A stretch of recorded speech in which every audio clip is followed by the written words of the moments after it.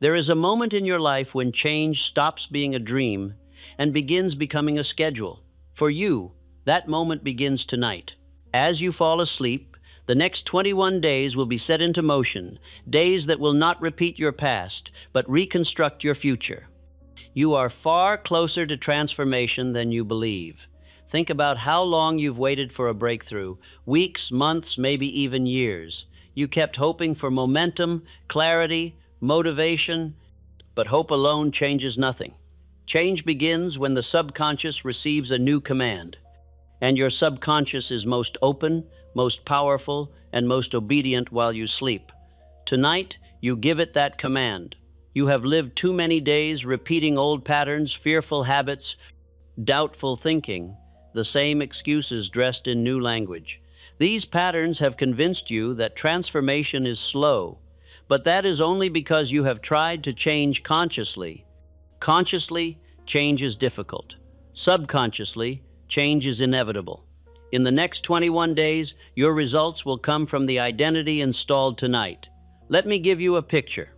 Imagine waking tomorrow with a shift, subtle but unmistakable. You reach for your phone, but stop. You stand up with clarity instead of confusion. You make decisions faster. You speak with more conviction. You feel a pull toward the life you once doubted you could live. That shift is not luck. It is the subconscious aligning with a new identity. Every transformation begins with a single internal decision. I refuse to repeat the life I've already lived. Tonight, you make that decision. But before change can be installed, the old identity must be softened. The identity that hesitates, the identity that postpones, the identity that doubts. These versions of you have shaped years of your life. Tonight, they begin dissolving as you drift into sleep. You may not realize how much of your struggle has come not from circumstances, but from who you believed yourself to be. A man who believes he is meant to fail interprets everything as confirmation, but a man who believes he is meant to rise sees every moment differently. That belief, the belief in the self, is what will be reconstructed tonight. Let me ask you something honestly. How much longer can you keep repeating the same year? How much longer can you tolerate your own hesitation? How much longer will you wait to become the man you already know you can be? Transformation does not come from pressure, it comes from permission. You give yourself that permission tonight. As your conscious mind quiets, the deeper part of you, the part capable of radical change, will awaken. It will listen, it will absorb. It will accept commands without resistance. These next hours are not simply rest, they are reprogramming. But I must warn you, if you drift through this passively, the old patterns will return. You cannot sleep your way into transformation without intention. You must listen with the seriousness of a man who has decided his old life is too small for him. Feel that decision forming now. In the next 21 days, small changes will grow into large ones. Tiny moments of decisiveness will compound. Micro-disciplines will accumulate. Confidence will begin to rise. Fear will lose its voice. Actions you once avoided will feel natural. Opportunities you once overlooked will feel obvious. Your life will not transform randomly. It will transform predictably, because the mind you use to create your life will be upgraded tonight. Picture yourself 3 weeks from now. Your mornings are calm. Your decisions are firm. Your thoughts are aligned with purpose. You no longer argue with yourself. You no longer negotiate with your goals. You act. These changes don't come from wishing. They come from identity. A man acts according to who he believes he is. Change the belief, and the behavior transforms automatically. And tonight, you will hear words designed to break the identity that held you back and install the identity that carries you forward. You will stop seeing yourself as the man who tries and begin seeing yourself as the man who becomes. But before this transformation can take root, you must release the emotional weight that has kept you stuck. The disappointment of past failures, the embarrassment of broken promises, the frustration of never sustaining momentum. These emotions have shaped your behavior more than you know. Tonight, they lose their power. As you drift deeper, you will feel a rising sense of possibility, like a tide lifting your mind toward a higher self. This sensation is the beginning of transformation. You are not imagining it. You are stepping into it. Let me give you a micro scene. A week from now, you catch yourself doing something different, something your old self would have postponed. Maybe you wake earlier. Maybe you finally start the project. Maybe you speak with courage instead of silence. You surprise yourself. You whisper, "Who is this?" That is the man being installed tonight. By day 14, your momentum will double. Confidence will multiply. People around you will notice the shift in your tone, posture, decisions. They will not be able to explain it.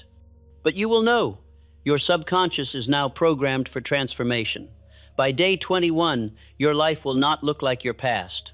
Not because the world changed, but because you did. Transformation always begins inside. As sleep takes over your body, your subconscious will accept new laws. That you follow through, that you rise quickly, that you act decisively, that you attract opportunity, that you are becoming the man your future requires. Let these truths sink deeper than your doubts. Change does not require struggle when identity is aligned. Change becomes effortless, natural, automatic. These next hours will feel like rest, but they are revolution. So let your eyes grow heavy. Let the weight of your past melt away. Let your breath ease. Let your mind open. You are beginning the first night of your 21-day transformation. Transformation that will build a life you will not want to escape from.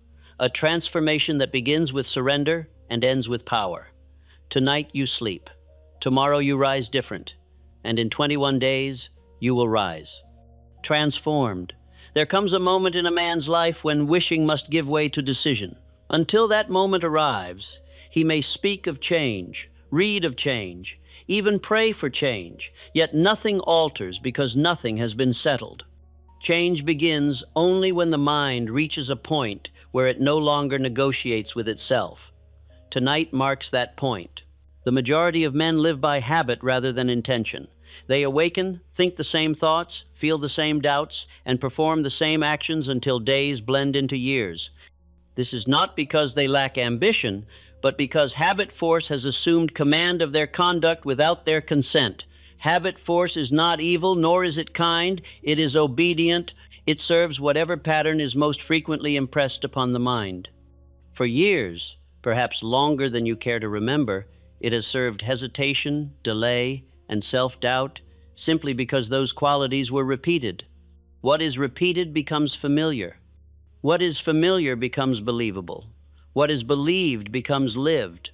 The law does not ask whether the pattern is useful.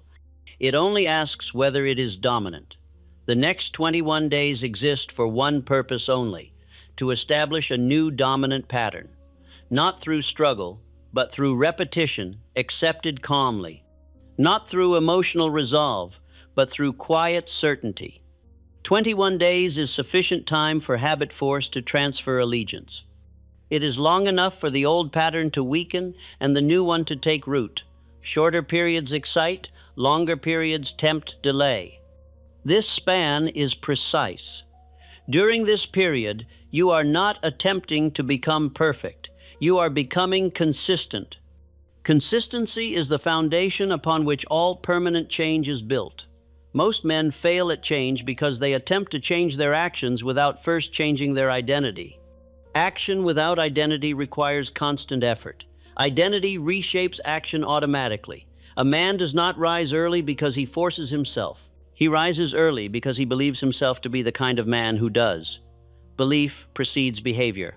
Always. This is why sleep is the chosen hour for this work.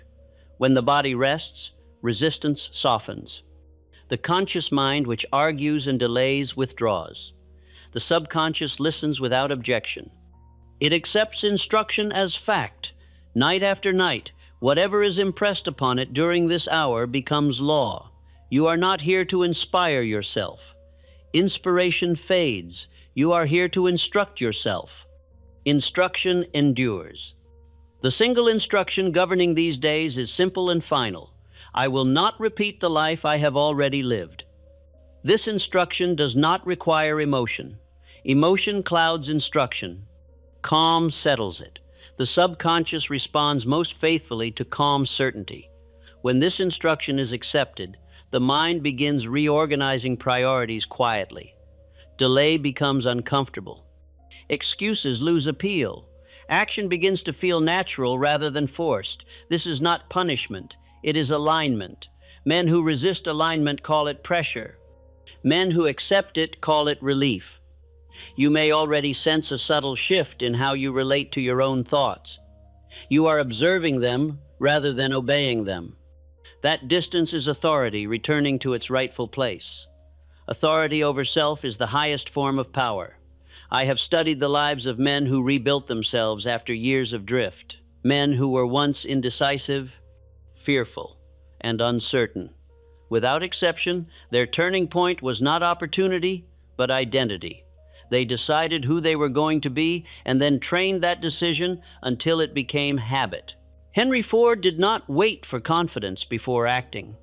Confidence followed, action repeated until doubt had no voice. Thomas Edison did not argue with failure. He was too committed to his purpose to negotiate with discouragement. These men did not conquer circumstance. They conquered inconsistency. Consistency is what you are now establishing. Others will begin to notice this change before you fully do. They will sense steadiness where there was once hesitation. They will trust your word more because you trust it yourself. Trust is contagious. This is how transformation first appears, not as triumph, but as reliability. During these days, do not measure progress by feeling. Feelings fluctuate. Measure it by behavior. Behavior reveals identity. Identity reveals destiny. Some nights may feel uneventful. That is expected. Seeds do not announce themselves while taking root. Growth occurs in silence. Do not interrupt the process by demanding proof. Proof arrives last. Law does not reverse itself to satisfy impatience. Your only responsibility tonight is rest combined with acceptance. That is sufficient. The deeper mind will do the rest. The schedule has been set. The decision has been made. The old pattern has begun to loosen. Sleep now, knowing that transformation has moved beyond hope and into law. Before a new pattern can rule the mind, the old one must lose its authority. This loss does not occur through battle. Battle strengthens whatever is fought. It occurs through neglect. The mind releases what it no longer feeds. This is the quiet law governing all inner change. Most men attempt to destroy old habits through force. They declare war upon themselves, only to discover that the self they fight grows more cunning, more persistent, and more exhausting. They do not realize that habits are not enemies. They are servants awaiting instruction. The old identity you have lived with was not formed by accident. It was assembled patiently, thought by thought, reaction by reaction, decision by decision. It did not arrive suddenly, and it will not leave suddenly. It will dissolve as it is no longer rehearsed. Rehearsal is the key. Every time a man rehearses doubt, he strengthens it. Every time he rehearses delay, he deepens it. The mind does not distinguish between rehearsal and reality. What is rehearsed becomes familiar. Familiarity becomes truth in practice. Tonight, rehearsal changes direction. You are no longer rehearsing explanations for inaction. You are no longer revisiting past disappointments. You are no longer asking whether you are capable. Capability is no longer debated. It is assumed. Assumption is more powerful than argument. The subconscious mind does not respond to forceful commands shouted inwardly. It responds to quiet assumptions repeated without strain. When an assumption is repeated often enough, it becomes law within the mind. The assumption now being installed is simple. I act when action is required. This assumption does not criticize the past. Criticism binds attention to what must be released. Indifference dissolves it. You are no longer interested in explaining why you delayed. You are interested only in moving forward. Interest directs energy. Energy directs behavior. The old identity thrived on inner dialogue, constant conversation, justification, and mental negotiation. This dialogue created the illusion of effort while avoiding action. The new identity requires far fewer words. Silence becomes strength. In silence, the mind does not argue. It accepts. It aligns. As alignment increases, resistance decreases. Resistance was never a sign of weakness. It was a sign of divided loyalty, one part of the mind wanting change, another clinging to familiarity. Familiarity often disguises itself as safety. Men cling to the familiar not because it is good, but because it is known. The unknown threatens the mind only when trust is absent. Trust has now begun to form. Trust does not eliminate fear instantly. It removes fear's authority. Fear may still speak, but it is no longer obeyed. Obedience is what gives fear its power. As obedience ends, fear weakens naturally. This weakening will reveal itself through subtle changes. You will notice less urgency in your thinking, less pressure to resolve everything immediately, less inclination to predict negative outcomes. Prediction was once mistaken for intelligence. In truth, it was fear rehearsing itself. Intelligence observes. Fear predicts. Observation replaces prediction now. Observation allows accurate judgment. Judgment guided by calm is reliable. Reliable judgment leads to decisive action. Decisive action reshapes identity. This is the cycle now in motion. You may find that old emotions surface briefly during this process: regret, embarrassment, disappointment. Do not interpret their appearance as failure. They surface because they are losing their place. The mind releases what is no longer needed. Release is not dramatic, it is quiet. Quiet is powerful. As the old identity fades, it leaves space. Space invites replacement. Replacement is already underway. The new identity is not loud or aggressive. It is firm. Firmness does not require defense. It does not explain itself. It simply stands. Others sense firmness instinctively. They respond with trust, respect, and cooperation. This response reinforces the new identity further. Reinforcement accelerates change. Men who have rebuilt themselves often report that others noticed the change before they did. This is because identity expresses itself outwardly before it is fully recognized inwardly. Recognition follows expression. Expression follows belief. Belief follows repetition. Repetition is now your ally, each night. You rest without rehearsing the old self. The old self weakens. Each night you accept the new assumption calmly, it strengthens. You do not need to remember everything you hear. Memory is not required. Acceptance is enough. The subconscious records tone, not words. Calm certainty instructs more effectively than emotional declaration. This is why the voice of transformation must be steady rather than urgent. Urgency communicates doubt. Doubt delays instruction. Instruction delayed weakens effect. Everything now works in the opposite direction. Certainty communicates readiness. Readiness invites alignment. Alignment produces action. Action produces confidence. Confidence removes fear. The cycle strengthens itself. As these days unfold, you may notice that certain choices become easier, not because you reasoned them out, but because they feel correct. This feeling is alignment speaking. Alignment speaks quietly. The man who listens to it no longer needs external pressure to act. He becomes self-directed. Self-direction is freedom. Freedom is not absence of responsibility. It is mastery of response. You are now mastering response. Nothing further is required tonight. The old identity is fading without resistance. The new identity is strengthening without force. The process is orderly. The outcome is certain. Rest now and allow the next layer of transformation to settle into place. Before a new pattern can rule the mind, the old one must lose its authority. This loss does not occur through battle.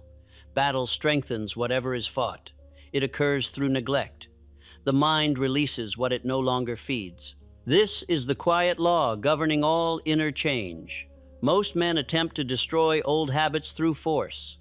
They declare war upon themselves, only to discover that the self they fight grows more cunning, more persistent, and more exhausting. They do not realize that habits are not enemies. They are servants awaiting instruction. The old identity you have lived with was not formed by accident. It was assembled patiently, thought by thought, reaction by reaction, decision by decision. It did not arrive suddenly, and it will not leave suddenly. It will dissolve as it is no longer rehearsed. Rehearsal is the key. Every time a man rehearses doubt, he strengthens it. Every time he rehearses delay, he deepens it. The mind does not distinguish between rehearsal and reality. What is rehearsed becomes familiar. Familiarity becomes truth in practice. Tonight, rehearsal changes direction. You are no longer rehearsing explanations for inaction. You are no longer revisiting past disappointments. You are no longer asking whether you are capable.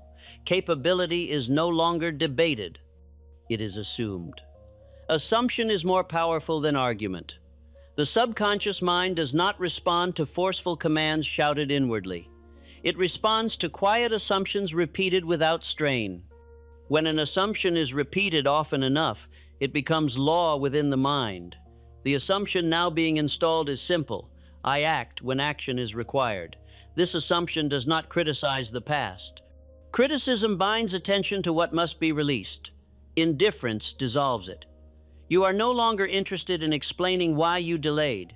You are interested only in moving forward. Interest directs energy. Energy directs behavior.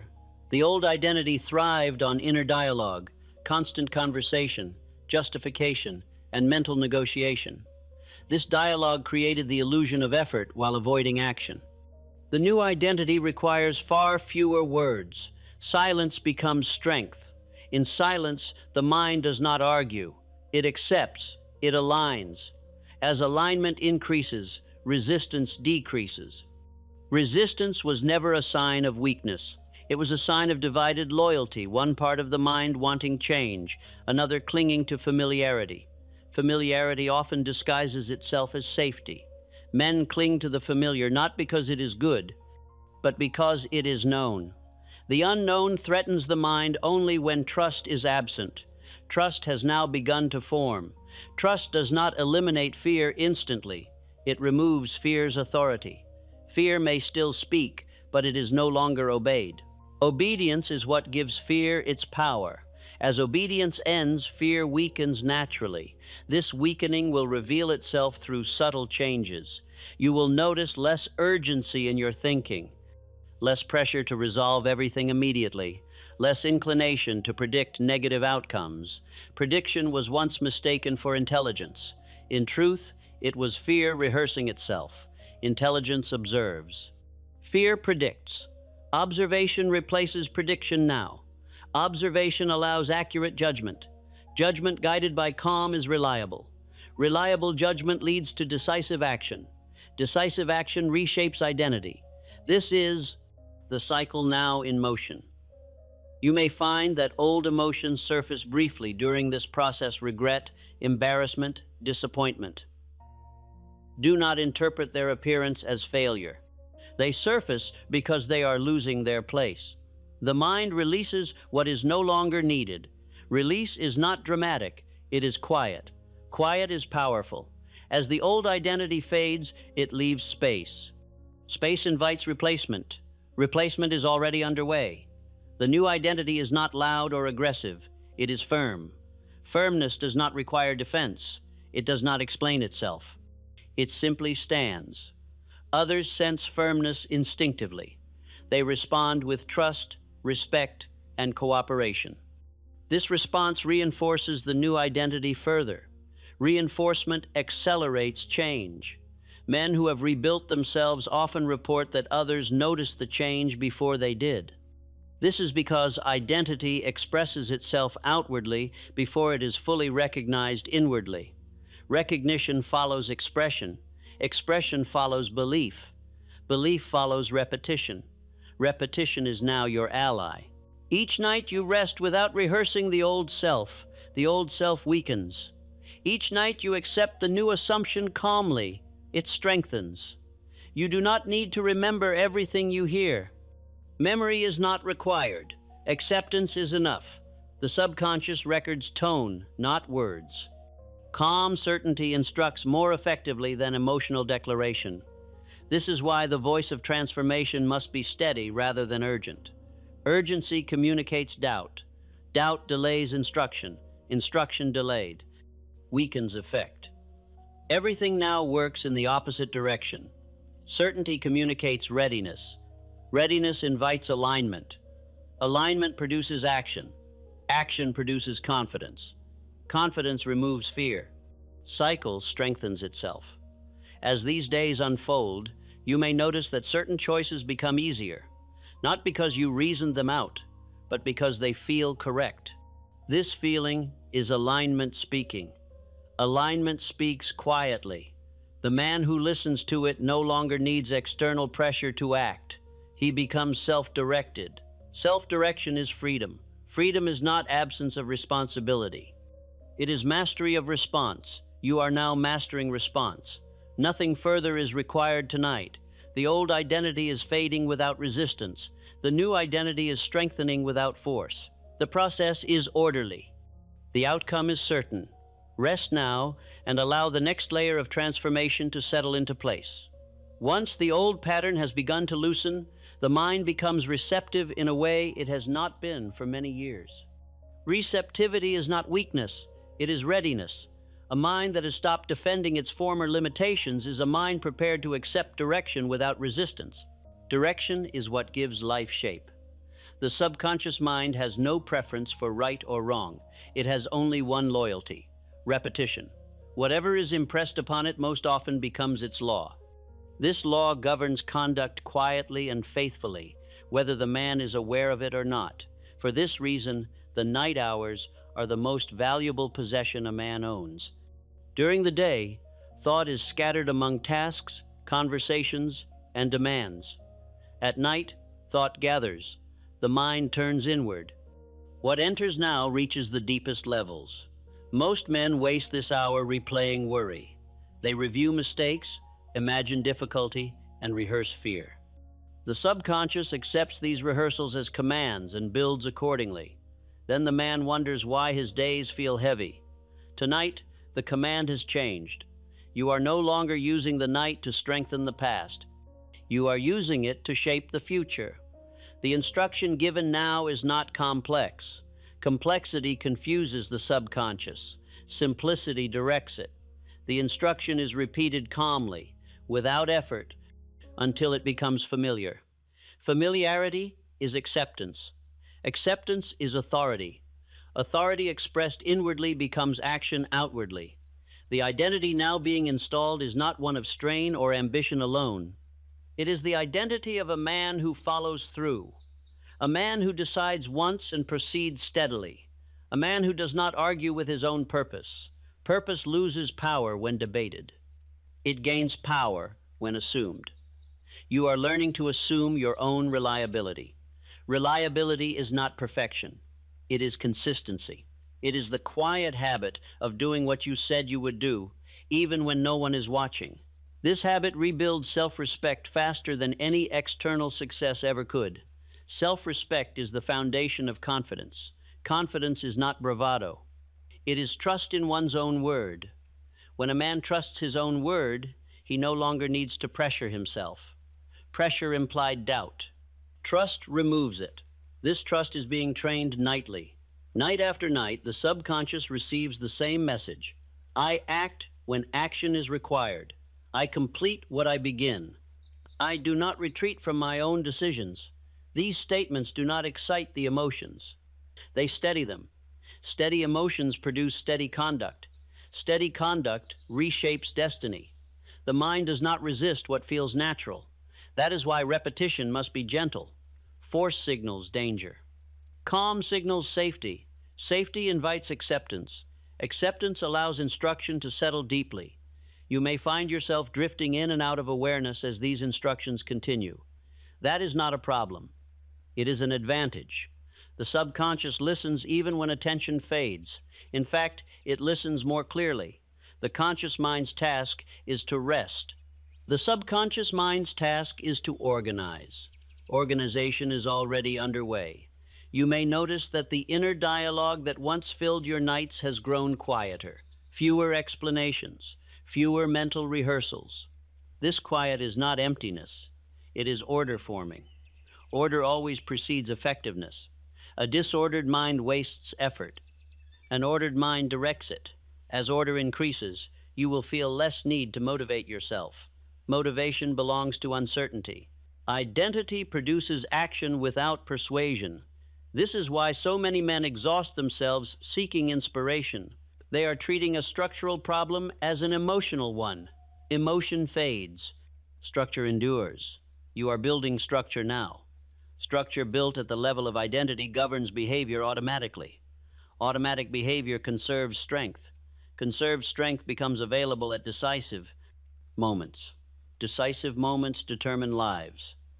I have observed that men who succeed consistently are not more talented than others. They are more predictable. They act reliably. They respond steadily. They do not abandon effort halfway through. Others trust them because they trust themselves. Trust multiplies opportunity. Opportunity responded to with confidence produces success. Success confirms identity. The cycle reinforces itself. You are entering this cycle deliberately. As the nights pass, the new identity will begin to feel ordinary. This ordinariness is the sign that installation is succeeding. What once felt difficult will feel natural. What once required effort will feel expected.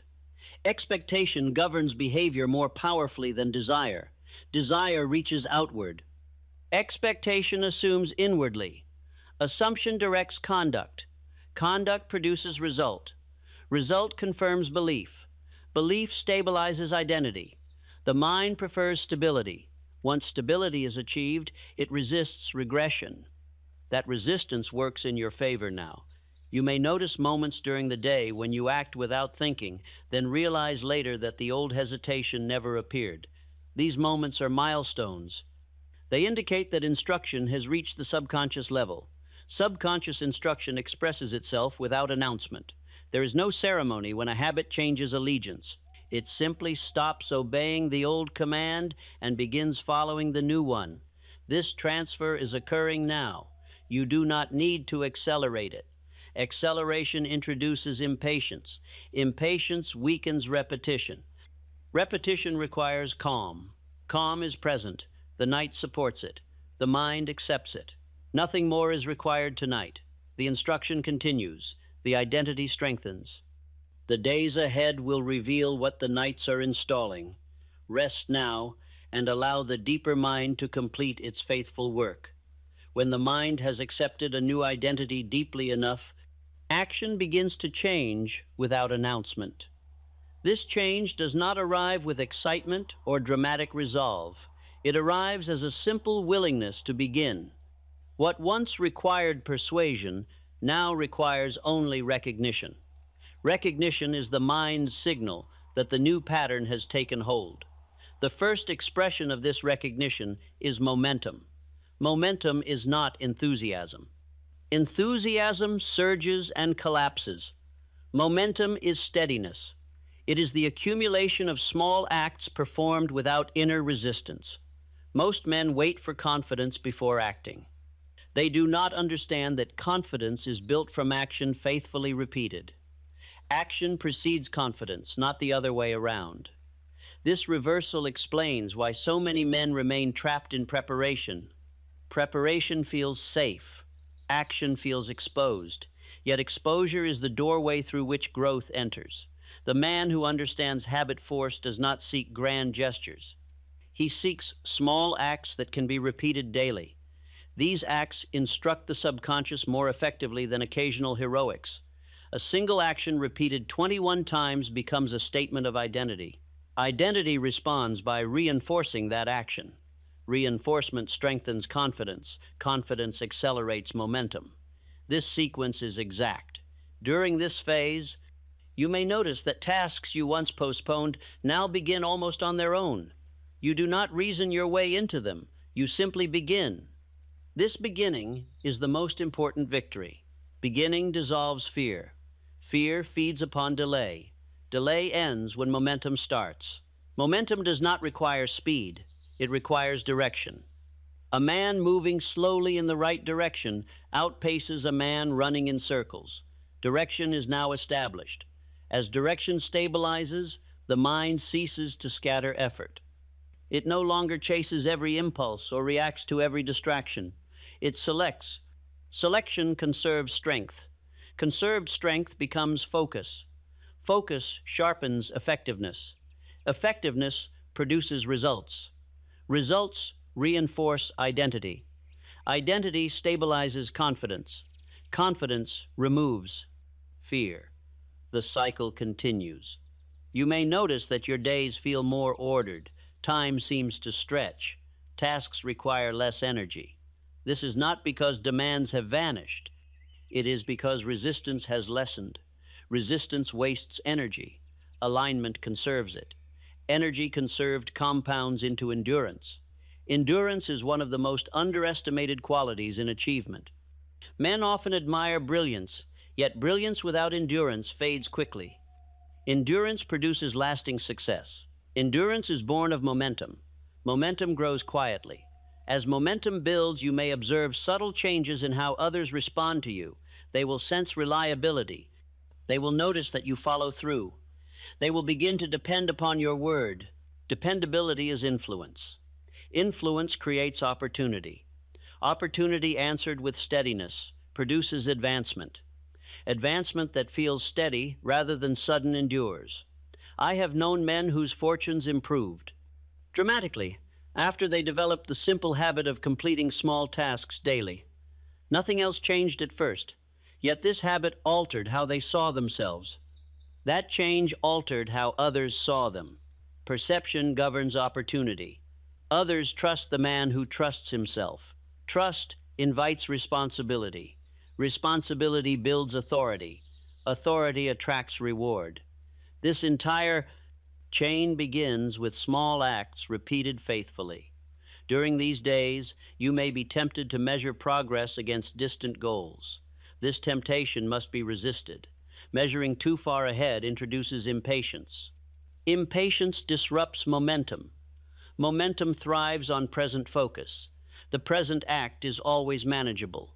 Future acts feel heavy only when the present is avoided. Avoidance has no place here now. You are learning to value completion over perfection. Perfection delays. Completion advances. Completion builds confidence. Confidence encourages further action. This encouragement does not come as excitement. It comes as certainty. Certainty is calm. Calm sustains effort. As effort becomes sustained, it stops feeling like effort. It feels like order. Order governs productivity more effectively than pressure. Pressure produces bursts. Order produces flow.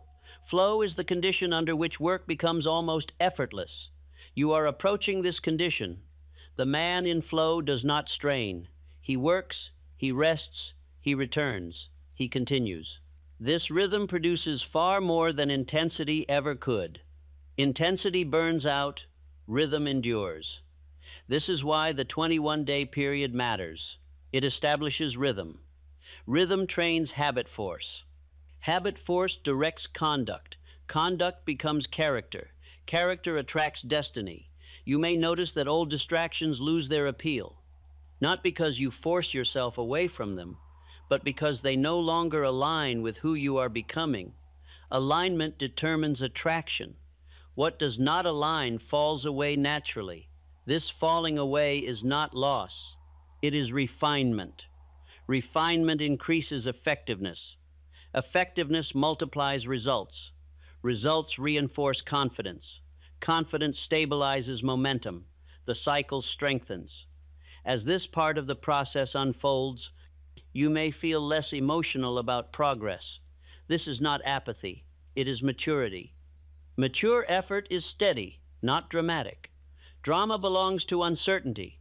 Certainty works quietly. The work now being done within you is quiet and exact. Each day adds to the foundation. Each completed act strengthens self-trust. Each night reinforces identity. Nothing needs to be rushed. Nothing needs to be forced. Momentum is present. Allow it to carry you forward. Rest now, knowing that what has begun will continue to build. One steady act at a time. There comes a stage in every lasting transformation where effort gives way to principle. Until this point, a man may rely upon enthusiasm, urgency, or even fear to drive himself forward, yet these forces cannot sustain him. Something deeper must take command, something quieter and far more reliable. That force is loyalty to one's own word. Most men misunderstand discipline because they associate it with punishment or denial. They imagine discipline as something imposed from outside, something harsh and joyless. In truth, discipline is nothing more than agreement kept with oneself.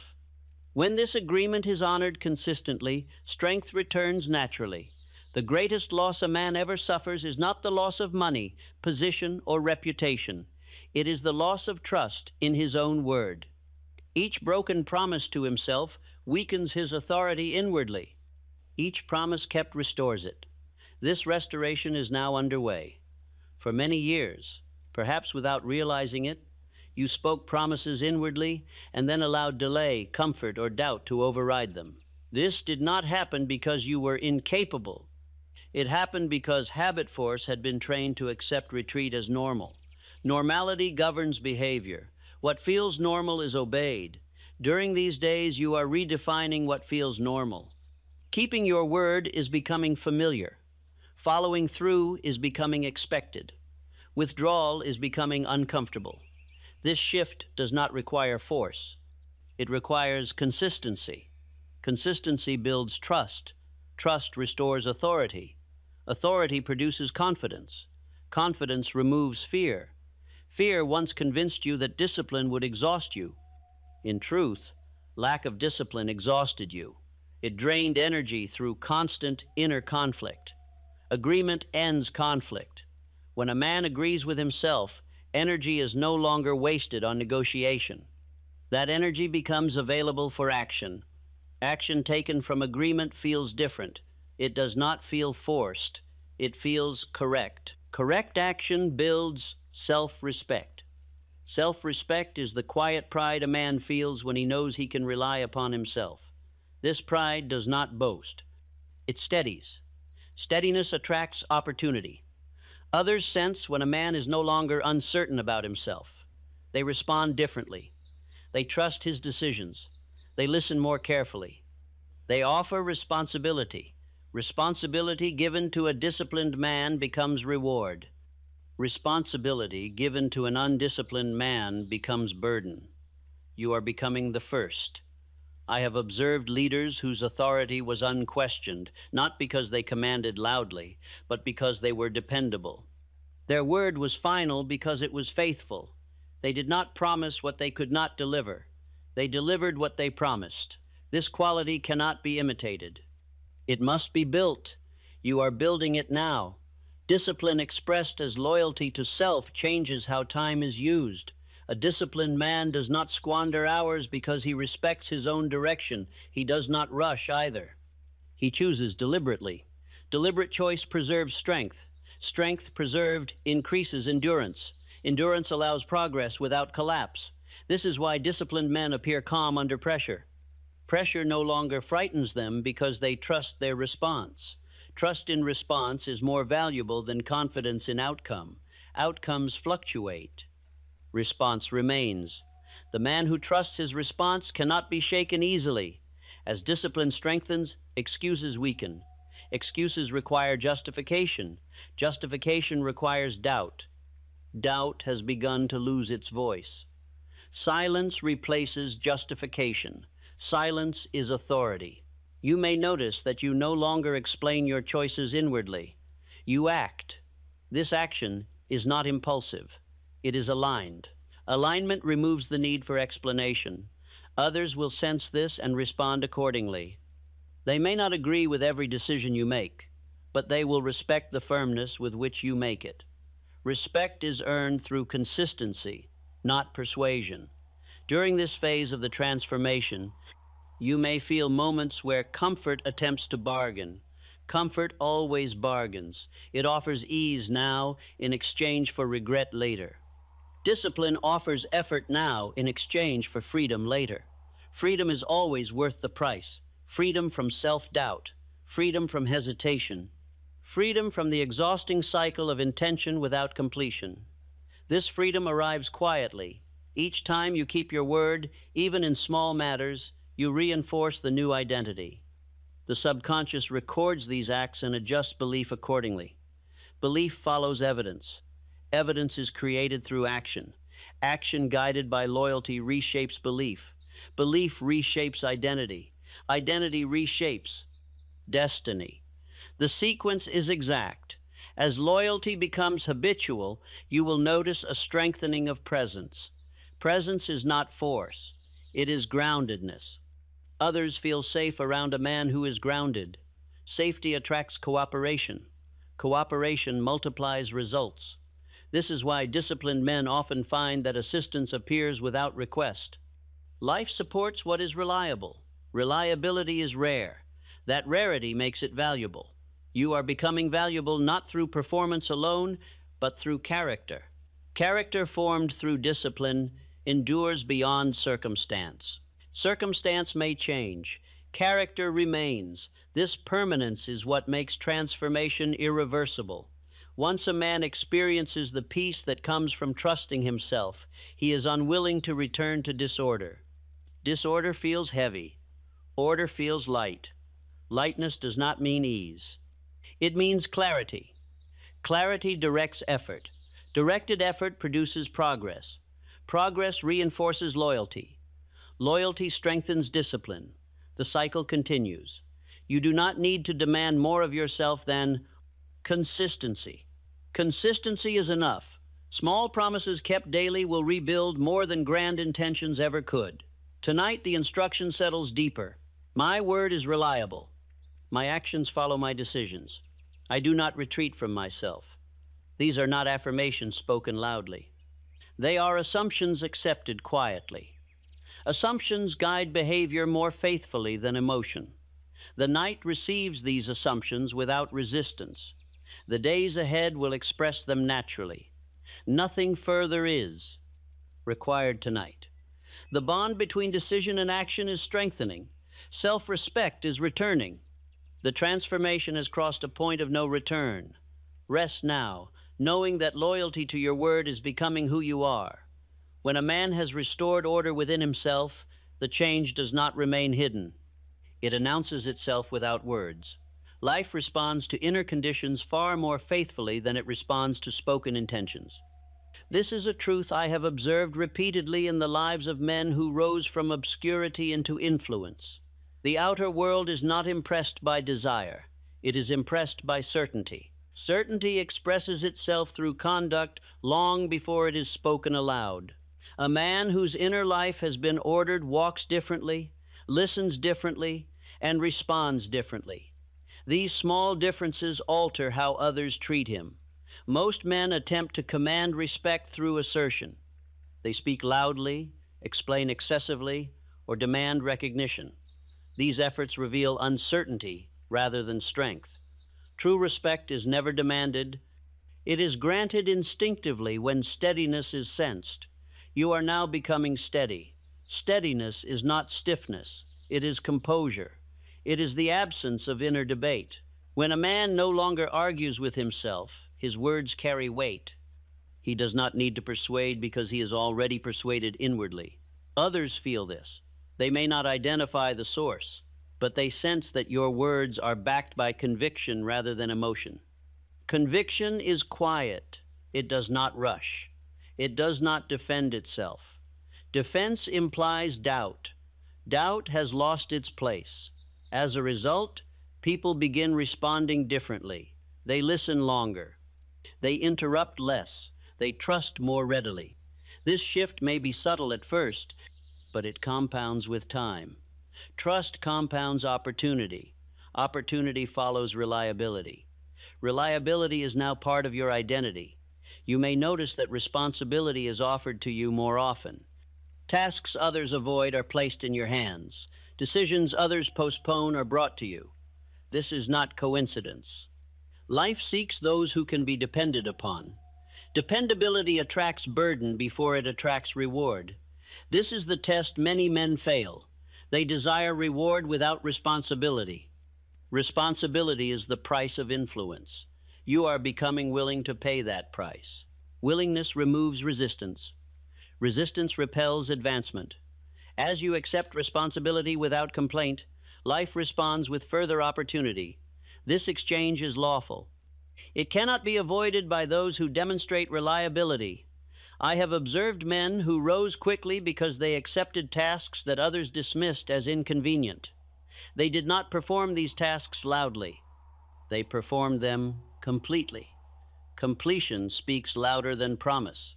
Completion builds reputation. Reputation opens doors. Doors open not because of persuasion, but because of expectation. Others expect reliability from the man who has proven it. Expectation governs interaction. As expectations change, relationships reorganize themselves naturally. Some associations deepen, others fade. This is not loss, it is alignment. Alignment attracts those who operate at similar levels of order. Disorder cannot coexist comfortably with discipline. You may find that certain conversations no longer interest you. Certain habits no longer appeal. This is not arrogance, it is refinement. Refinement is the outward expression of inner order. Refined conduct is precise. It wastes little energy. It avoids unnecessary conflict. It directs effort where it matters most. Precision is power. Power expressed quietly endures. Others will often describe this power as confidence, yet it is not bravado. It is calm certainty. Calm certainty reassures. It does not threaten. Threat provokes resistance. Reassurance invites cooperation. Cooperation multiplies results. This is how influence spreads without force. The man who has mastered himself does not need to dominate others. He leads by example. Example is the strongest form of instruction. Men trust what they see lived. As you live this new identity, others will adjust their expectations of you upward. They will assume competence. They will assume completion. They will assume follow-through. Assumptions shape opportunity. Opportunity shaped by positive assumption is often labeled luck. Luck is nothing more than alignment, observed too late. You may also notice that obstacles appear less frequently or dissolve more quickly. This is not because obstacles have vanished, but because your response has changed. Calm response neutralizes resistance. Resistance feeds on fear. Fear has been displaced. The absence of fear alters outcome. As outcome improves, confidence deepens. This confidence is not attached to any single success. It is attached to your trust in your response. You know you will act correctly regardless of circumstance. This knowledge removes anxiety. Anxiety once distorted your perception. Without it, you see more clearly. Clear sight recognizes opportunity earlier. Early recognition provides advantage. Advantage used wisely compounds success. Others may comment that you seem fortunate. They may say that things work out for you. What they observe is consistency meeting opportunity. Consistency always wins. As days continue, you may notice that the outer world feels less hostile. This is not because people have changed. It is because your posture has changed. Hostility often mirrors inner conflict. Calm disarms it. Disarmed resistance becomes cooperation. Cooperation accelerates progress. This acceleration does not feel rushed. It feels timely. Timeliness is one of the greatest signs of alignment. You arrive at the right moment. You speak at the right time. You act when action is needed. These moments feel natural, not forced. Natural action is sustainable. Sustainability ensures endurance. Endurance produces long-term success. Long-term success reshapes destiny. You are now witnessing the early stages of this reshaping. The nights continue reinforcing identity. The days express it. Each reinforces the other. This harmony between inner order and outer response strengthens with each passing day. Nothing needs to be forced. Nothing needs to be explained. Life is responding because it must. Rest now, knowing that the world is beginning to meet you where you now stand. There is a point in every transformation when progress appears to slow. This point has caused more men to abandon their purpose than any failure ever could. They mistake quiet consolidation for stagnation. They believe that because enthusiasm has softened, progress has ended. In truth, this is the moment when habit force makes its final appeal. Habit force does not surrender easily. It has governed conduct faithfully for years, sometimes decades. When it senses its authority weakening, it attempts to reassert itself not through fear alone, but through reason. It suggests delay. It offers comfort. It whispers that effort can wait another day. These whispers are not signs of weakness. They are signs of transition. The mind is no longer divided between desire and doubt. It is divided between familiarity and direction. Familiarity always makes its strongest appeal just before it loses command.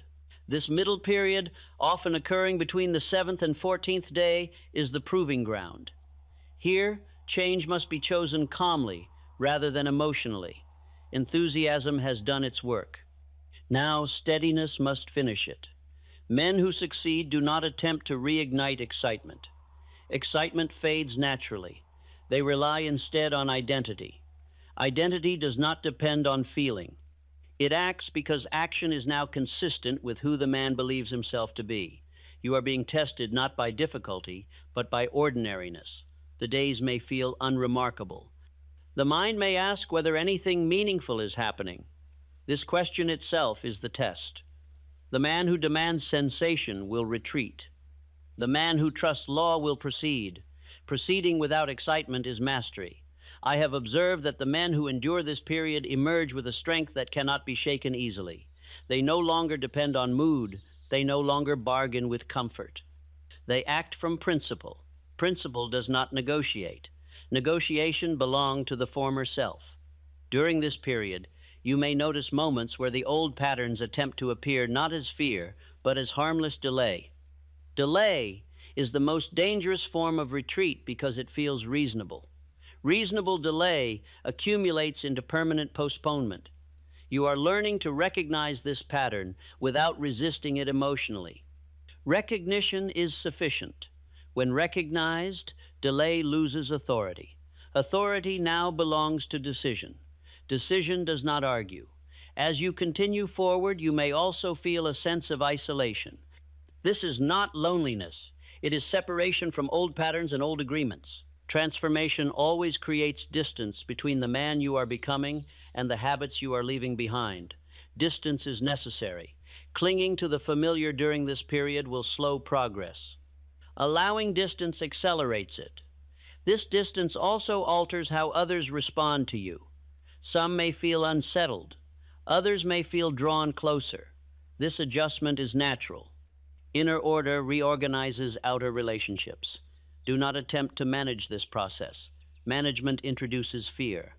Allowance allows alignment. Alignment carries you through this middle period more effectively than effort ever could. During these days, repetition must continue without urgency. The nightly instruction remains calm, steady, and unquestioned. The subconscious is completing its work of transfer. Transfer of authority is not dramatic. It is procedural. Once completed, reversal becomes unlikely. You may notice that your reactions change first. You no longer respond automatically. You pause. That pause is power returning. Power returns gradually. As power returns, confidence stabilizes. This confidence is quieter than before. It does not seek validation. It simply exists. This is the confidence that endures. Many men confuse this calm confidence with lack of progress and abandon it prematurely. You will not. You understand now that calm is evidence of success, not failure. Success without noise is the most reliable form. As this middle period concludes, momentum begins to accelerate again, not because effort increased, but because resistance has diminished. Resistance was the only thing slowing progress.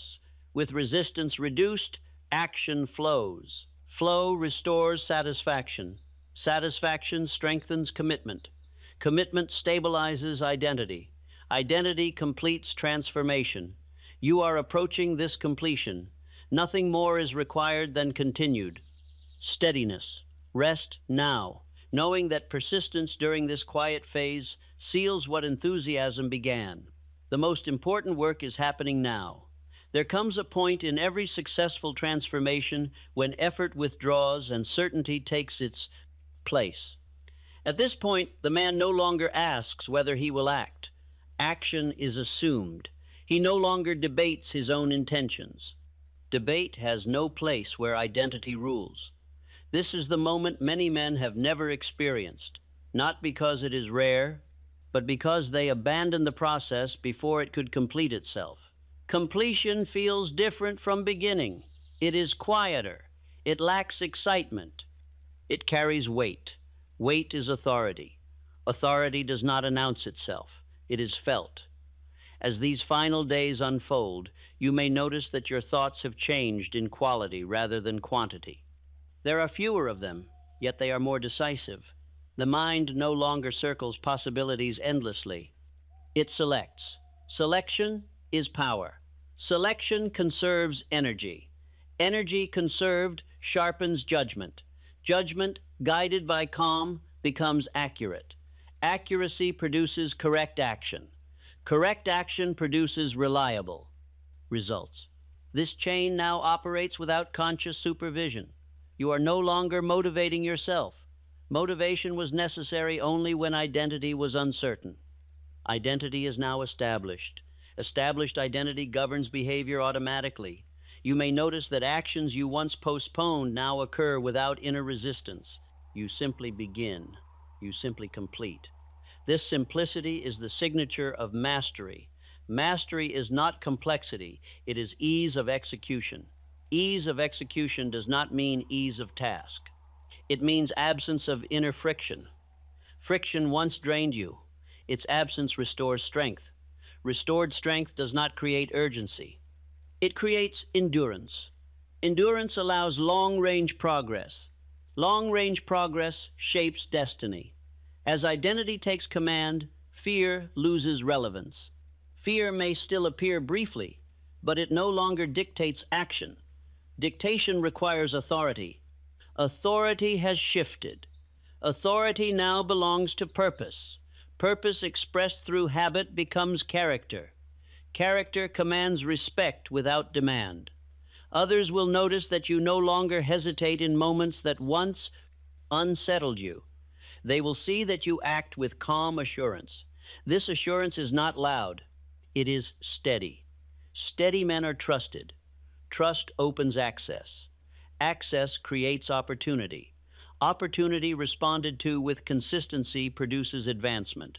Advancement during this phase feels natural rather than earned. This is because the inner work has already been done. Outer reward simply follows. Men often call this things finally clicking. In truth, things have been aligning quietly for days.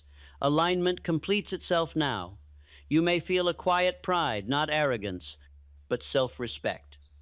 This pride does not boast. It steadies the spine. It lifts the gaze.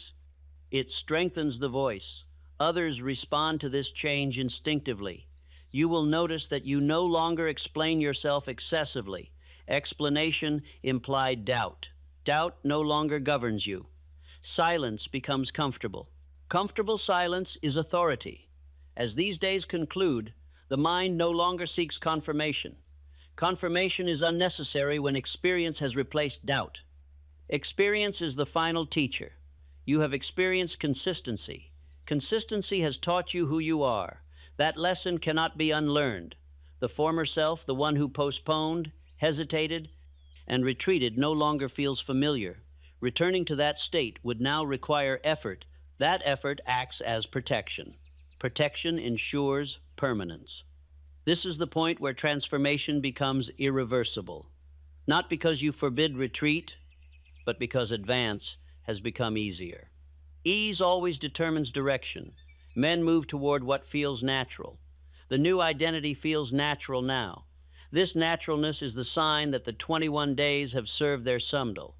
Purpose. Purpose fulfilled produces calm satisfaction. Satisfaction stabilizes confidence. Confidence removes fear of the future. Fear of the future was the last chain. It has been loosened. As you look ahead, you may notice that the future feels closer, not threatening, but reachable.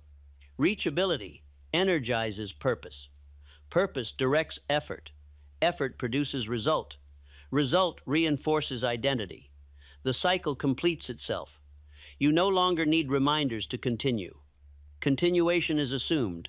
Assumption governs destiny more powerfully than desire ever could. You have crossed the threshold from intention into identity. This crossing does not announce itself. It simply holds. Rest. Now, knowing that what you have become will now carry you forward without struggle. When the final days of the 21 have passed, there is no announcement. No signal sounds. No voice declares completion. The man simply continues. This continuation is the clearest proof that the work has succeeded. True transformation does not end. It stabilizes. Stability is not stagnation. It is direction without effort. It is motion without resistance. It is the condition in which a man no longer needs to remind himself who he is or where he is going. Identity has assumed command. Men often imagine that transformation must be defended, guarded, or constantly renewed. This belief arises from uncertainty. What is built through habit force protects itself. Once the subconscious has accepted a pattern as normal, it resists returning to disorder. Disorder now feels foreign. The life you once lived, the one marked by hesitation, broken promises, and inner negotiation, no longer fits. Returning to it would require conscious effort. Effort now works in your favor by preventing regression. This reversal marks permanence. The man you are now does not rely on moods. He does not wait for inspiration. He proceeds according to principle. Principle does not fluctuate. Fluctuation belonged to the former self. As you move forward, you may notice that challenges still appear. Transformation does not remove challenge. It removes collapse. Difficulty no longer threatens identity. It is treated as information, not judgment. Information sharpens response. Response, guided by calm, produces progress. Progress compounds quietly. This quiet compounding is how lives are built that others admire but cannot explain. Others may ask, what changed? You will not have a simple answer. There is no single event to point to. The change was cumulative. It occurred through repetition, decision, and rest. Rest is the most overlooked factor in achievement. A rested mind obeys direction more faithfully than an exhausted one ever could. You now understand why night was chosen as the place of transformation. Night quieted the conscious resistance that once interfered with progress. Night allowed identity to be trained without argument. This training does not end. It becomes habit. Habit governs destiny without demand. As the days turn into weeks beyond the 21, you will notice that you no longer measure yourself against others. Comparison was a symptom of uncertainty. Certainty has replaced it. Certainty directs attention inward. Inward attention strengthens self-command. Self-command eliminates anxiety about outcome. Outcome no longer frightens the man who trusts his. Response. You trust your response now. This trust alters how you approach opportunity. You no longer rush to seize it. You evaluate calmly. You accept what aligns. You decline what does not. Declining no longer feels like loss. Loss belonged to the man who believed opportunity was scarce. You no longer believe that. Belief shapes behavior. Behavior shapes circumstance. Circumstance now responds differently because the man responding to it has changed. You will find that your days feel fuller, even when they are not busier. Fullness comes from direction. Busyness comes from confusion. Confusion has lost its authority. Authority now rests with purpose. Purpose does not shout. It directs. Direction simplifies life. Simplification conserves strength. Strength produces endurance. Endurance produces achievement. Achievement built this way does not collapse under pressure. Pressure once caused you to retreat. Now it clarifies your priorities. Clarified priorities produce decisive action. Decisive action attracts respect. Respect opens doors. Doors open quietly. You may walk through them without realizing their importance. First, that is often how the most important changes occur. What you will notice most is peace, not the peace of idleness, but the peace of alignment. Alignment removes inner friction. Friction was the true source of fatigue. Fatigue fades as alignment stabilizes. You may find yourself resting more deeply at night and waking more steadily in the morning. Sleep becomes restoration rather than escape. Wakefulness becomes purpose rather than pressure. This rhythm sustains itself. Men who live this way do not burn out. They advance steadily. Steady advancement outlasts sudden success. Sudden success often collapses because identity cannot support it. Your identity has been trained to support progress. Support determines durability. Durability ensures permanence. Nothing now depends upon remembering these words. Words have done their work. What remains is habit. Habit will continue shaping conduct long after attention moves elsewhere. This is the final gift of transformation. Freedom from constant self-correction. Correction was necessary when identity was uncertain. Identity is now settled. Settled identity produces a settled life, not a stagnant life, a directed life. Direction is destiny in motion. You are now moving with it rather than against it. Nothing more is required. The 21 days have fulfilled their purpose. The man you have become will now carry you forward quietly, steadily, and without retreat. Rest now. What you are will remain. Now that the work has passed beyond instruction and into character, there is nothing left to urge or persuade. Persuasion belongs to doubt. What has been established within you no longer requires encouragement. It will express itself naturally, just as a seed expresses its nature once it has taken root. You will not awaken one morning and announce that you are transformed. Transformation that announces itself is often still fragile. The change you have undergone is quieter than that.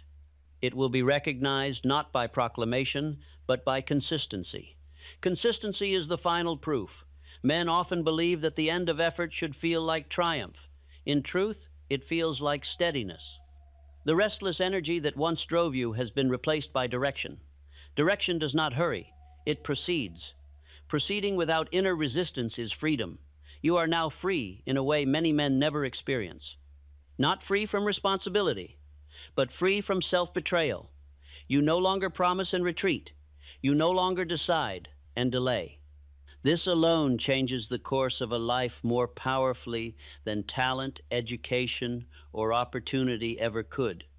Opportunity has always been plentiful. Reliability has been rare. You are now reliable to yourself. This reliability will show itself in small ways first. You will notice that you no longer negotiate simple tasks. You do them. You no longer dramatize effort. You apply it. You no longer seek reassurance before acting. You trust your response. Trust in response is the highest form of confidence. This trust does not make you careless. It makes you accurate. Accuracy conserves energy. Conserved energy becomes available when it matters most. Men fail not because they lack strength, but because they waste it in inner conflict. Inner conflict has ended. You may still encounter moments of uncertainty. This is natural. Uncertainty is not the enemy. Obedience to uncertainty is. You will notice now that uncertainty no longer commands you. It may speak, but it does not rule. Ruling power has shifted. Power now rests with decision. Decision no longer waits for permission from mood or circumstance. It acts according to principle. Principle remains steady when feeling fluctuates. Feeling once governed you. Now it follows. This reversal is subtle but permanent. Others may not understand what has changed, yet they will respond to it. They will sense that you are no longer easily swayed. They will feel that your presence is settled. They will trust your word because you trust it yourself. Trust always travels outward from its source. You may notice that you attract different conversations, different responsibilities, different expectations. Life reorganizes itself around the man who no longer drifts. Drift repels clarity. Direction attracts it. You are now directional. Direction simplifies choice. Choice simplifies action. Action simplifies destiny. Destiny is not an event awaiting you in the future. It is the path you now walk without hesitation. Each step taken with certainty compounds into something others will later describe as success. Success will not feel sudden to you. It will feel earned. Not earned through struggle, but earned through order. Order is the great stabilizer of effort. It removes waste. It removes excess emotion. It removes distraction. What remains is effectiveness. Effective effort endures. You will find that rest now restores you rather than numbs you. Sleep is no longer escape. It is renewal. This change alone indicates that inner opposition has been resolved. Opposition was the cause of fatigue. Fatigue masked itself as laziness. Laziness was never your nature. Conflict was. Conflict has been settled. You will also notice that you are less tempted to explain yourself. Explanation is a sign of seeking approval. Approval is no longer required when self-respect has returned. Self-respect is quiet pride. Quiet pride does not boast. It steadies. Steadiness is strength that does not tire. This strength will carry you through periods where others collapse. Not because you are superior, but because you are aligned. Alignment removes panic. Panic distorts judgment. Judgment guided by calm remains accurate. Accuracy produces results that last. Lasting results build confidence that cannot be shaken by temporary setbacks. Setbacks will still occur. Transformation does not remove them. It redefines them. They become information instead of verdicts. Information sharpens response. Verdicts weaken resolve. Resolve is now stable. As you continue forward, you will not need to remind yourself of the 21 days. The days have done their work. What remains is habit. Habit will continue shaping conduct long after memory fades. This is the quiet genius of the process. You are no longer managing change. You are living it. Living change feels ordinary. Ordinary is powerful. The extraordinary that does not become ordinary does not endure. Your discipline has become ordinary. Your follow-through has become ordinary. Your calm has become ordinary. These ordinary qualities will produce extraordinary outcomes over time. Time favors the steady. Steadiness compounds. Compounding reshapes lives. You may one day look back and realize that this was the period when everything changed. Yet you will struggle to identify a single moment. That is because the change was structural, not emotional. Structural change does not announce itself. It supports everything that follows. You will not lose this foundation easily. Returning to the former way of living would now feel unnatural. Disorder would feel heavy. Alignment feels light. Men move toward what feels light. You will continue moving forward not because you force yourself, but because stopping would require effort. This reversal ensures permanence. Nothing now depends upon willpower. Willpower was only a bridge. Identity is the destination. You have arrived. From this point forward, growth will feel less like rebuilding and more like expansion. Expansion does not require demolition. It builds upon what is already stable. Stability has been achieved. You may rest fully now.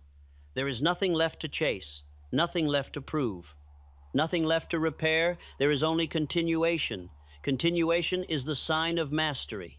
Sleep now in the confidence that what you have become will not abandon you in the morning. You are no longer beginning. You are proceeding. And that makes all the difference. There is a stage beyond effort, beyond planning, and beyond even confidence, where a man simply stands. He does not brace himself. He does not lean forward anxiously into the future. He does not look backward for reassurance. He stands where he is, certain that his footing is firm. That is the stage you have now reached. Standing is not inactivity, it is readiness without strain. Men who have never reached this state mistake motion for progress and noise for strength. They believe they must always be pushing, proving, explaining, or defending. In truth, the strongest men are those who no longer feel compelled to convince anyone, not even themselves. Conviction has settled. What settles does not wander. You may notice that the mind now rests more easily in silence. Silence no longer feels empty or threatening. It feels complete. This is because silence is no longer filled with unanswered questions. The questions have been resolved not through answers, but through alignment. Alignment ends inquiry. Inquiry belongs to uncertainty. Uncertainty once governed you, though perhaps you did not name it as such. It hid behind caution, behind preparation, behind endless consideration. Now it has lost its disguise. You see clearly what is required, and you do it without ceremony. Ceremony is unnecessary when identity is clear. Clarity does not require repetition in words. It expresses itself in action. Action taken without inner conflict is the truest sign that a man has changed. You will notice this first in the smallest matters. A task begun promptly. A promise kept without effort. A decision made without revisiting it 10 times. These small acts may seem ordinary, but they are the building blocks of an extraordinary life. Extraordinary lives are not lived loudly. They are lived deliberately. Deliberation does not hurry. It chooses. Choice has returned to its rightful place within you. You no longer feel driven by impulse or avoidance. You act from intention. Intention does not shout. It directs. Direction removes waste. Waste once drained your strength without your knowing it. You spent energy resisting yourself, negotiating with yourself, doubting yourself. That expenditure has ceased. Strength returns naturally when it is no longer squandered. You may feel this return as steadiness rather than excitement. Steadiness is more valuable. Excitement burns quickly. Steadiness endures.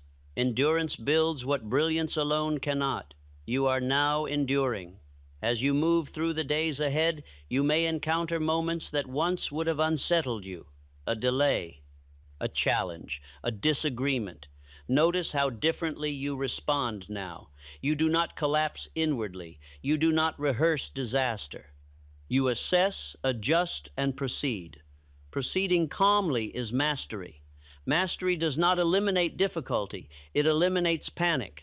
Panic magnifies problems beyond their true size. Calm reduces them to proportion.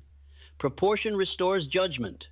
Judgment guided by calm produces right action. Right action compounds. Compounding is quiet, patient, and relentless. Relentless progress does not feel relentless from within. It feels natural. It feels as though life has finally begun cooperating with you. In truth, life has always cooperated with law. You are now cooperating with it as well. This mutual cooperation produces ease, not ease of effort, but ease of movement. Movement aligned with purpose feels smooth. Smooth movement conserves strength. Strength conserved creates reserve. Reserve allows you to act decisively when others hesitate. This is how leadership emerges not by proclamation, but by presence.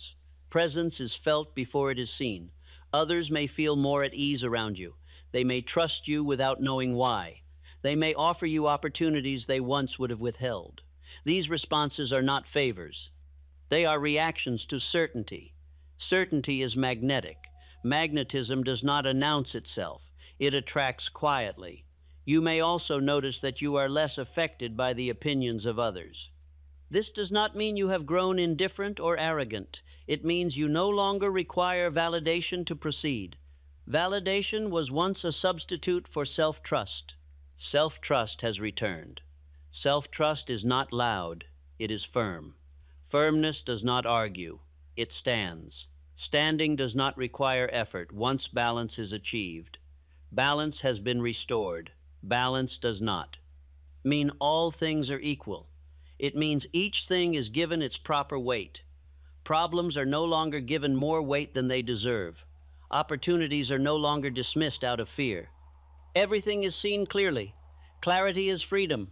Freedom from confusion. Freedom from self-betrayal.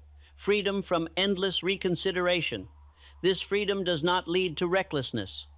It leads to responsibility. Responsibility accepted willingly strengthens character. Character formed through consistency endures beyond circumstance. Circumstance will change. It always does. Character remains.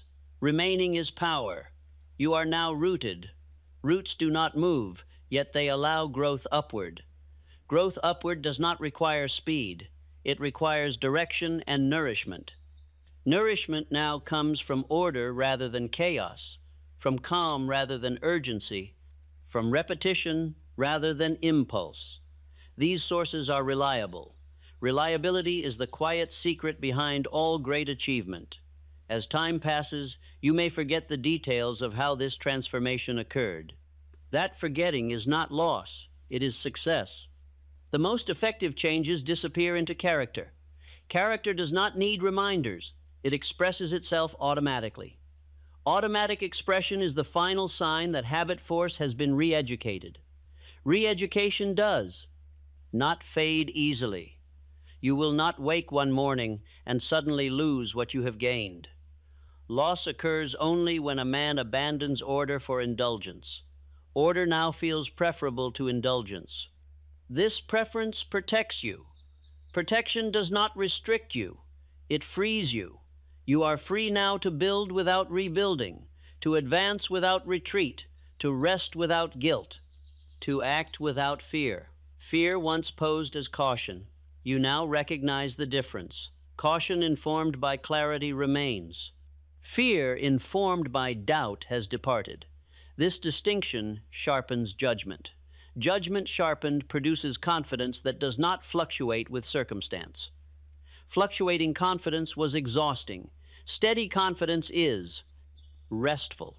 Restfulness does not dull ambition. It refines it. Ambition guided by calm reaches farther than ambition driven by urgency ever could. You will reach farther now, not because you strain, but because you proceed. Proceeding is the simplest and most powerful act a man can perform once he has stopped fighting himself. You are no longer fighting. That battle has ended. What remains is direction, steadiness, and the quiet certainty that whatever lies ahead will be met with competence.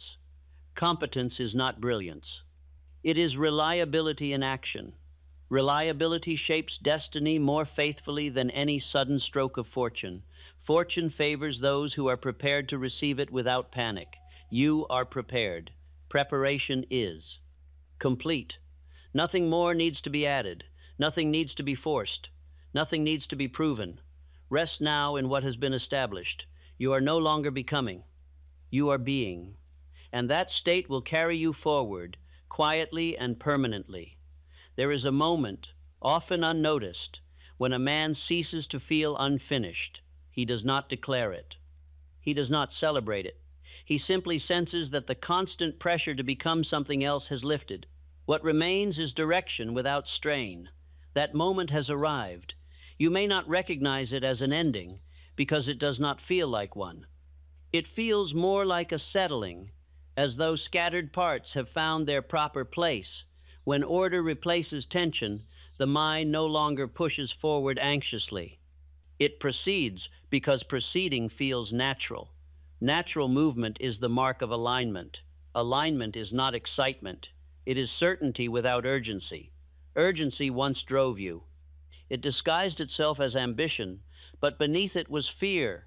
Fear of being left behind, fear of wasting time, fear of never becoming what you believed you should be. That fear has loosened its grip, not through argument, but through exhaustion. It can no longer command you. What commands you now is direction. Direction does not shout. It does not rush. It simply points, and the body follows. You will notice that effort now feels cleaner. There is less resistance before beginning and less fatigue after completion. This is because energy is no longer divided against itself. Division was the true cause of weariness. A divided mind spends more energy debating than doing. A united mind conserves strength. Strength conserved becomes presence. Presence alters how the world responds. Others may sense that you are no longer easily shaken. They may feel that you listen more carefully, speak more deliberately, and move with intention. They may trust you with matters they once withheld. These changes are not rewards. They are reflections. The outer world reflects inner order faithfully. You may also notice that time feels different. Hours no longer slip away unnoticed. Days no longer feel crowded yet empty. This is not because life has slowed, but because attention has been reclaimed. Attention is power. Power used calmly becomes mastery. Mastery does not impress itself upon others through display.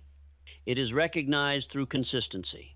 A man who can be relied upon is more valuable than a man who can dazzle briefly. You are now reliable. Reliability begins inwardly. It is the quiet agreement between intention and action. Once that agreement is honored consistently, self-respect returns without effort. Self-respect is not pride. It is peace with one's own conduct. Peace replaces inner noise. Noise once filled your nights and crowded your thoughts. Now silence feels complete rather than empty. Silence is no longer something to escape. It is something to rest within. Rest within silence restores judgment. Judgment restored sharpens choice. Choice exercised calmly reshapes destiny. Destiny does not arrive suddenly. It unfolds steadily when direction is maintained. Maintenance is the quiet work of living. You are now capable of maintenance without resentment. You no longer feel that consistency is a burden. It has become a source of stability. Stability is comforting to the mind. Comfort rooted in order is strength. Comfort rooted in avoidance is weakness. You have chosen the former. As you continue forward, you may find that certain desires have softened. This does not mean ambition has faded. It means ambition has matured. Immature ambition demands quick proof. Mature ambition accepts steady progress. Steady progress does not attract attention immediately, but it builds what lasts. Lasting achievement does not require constant reinforcement. It stands on its own. Standing requires balance. Balance has been restored. You will not lose this balance easily. Returning to chaos would now feel unnatural. Confusion would feel heavy. Order feels light. Men move toward what feels light. Lightness guides you now. This guidance does not eliminate responsibility. It clarifies it. You will know what is yours to do and what is not. This discernment prevents waste of effort. Effort applied wisely multiplies itself. Multiplication is the quiet miracle of consistency. Others may speak of fortune or timing when they observe your progress. They will not see the nights of calm instruction or the days of quiet follow-through that made it inevitable. Inevitability does not announce itself. It arrives. Arrival does not feel dramatic. It feels settled. Settled does not mean finished. It means established. What has been established within you will support everything that follows. You will build upon it without needing to rebuild it. This is the true reward of inner order. You are no longer repairing yourself. You are using yourself. This use will feel natural, not forced. It will not require constant self-observation. Awareness has already done its work. What remains is action guided by identity. Identity no longer wavers. As time passes, you may forget the struggle that preceded this state. That forgetting is not loss, it is freedom. The mind does not need to remember pain once the lesson has been learned. The lesson has been learned. You have learned that effort without alignment exhausts, that repetition without calm fails. That identity governs destiny more powerfully than desire. These truths no longer need to be repeated. They are lived. Living truth feels ordinary. Ordinary lived consistently reshapes a life. You may rest fully now, not because nothing remains to be done, but because what remains will be done naturally. Natural action does not disturb sleep.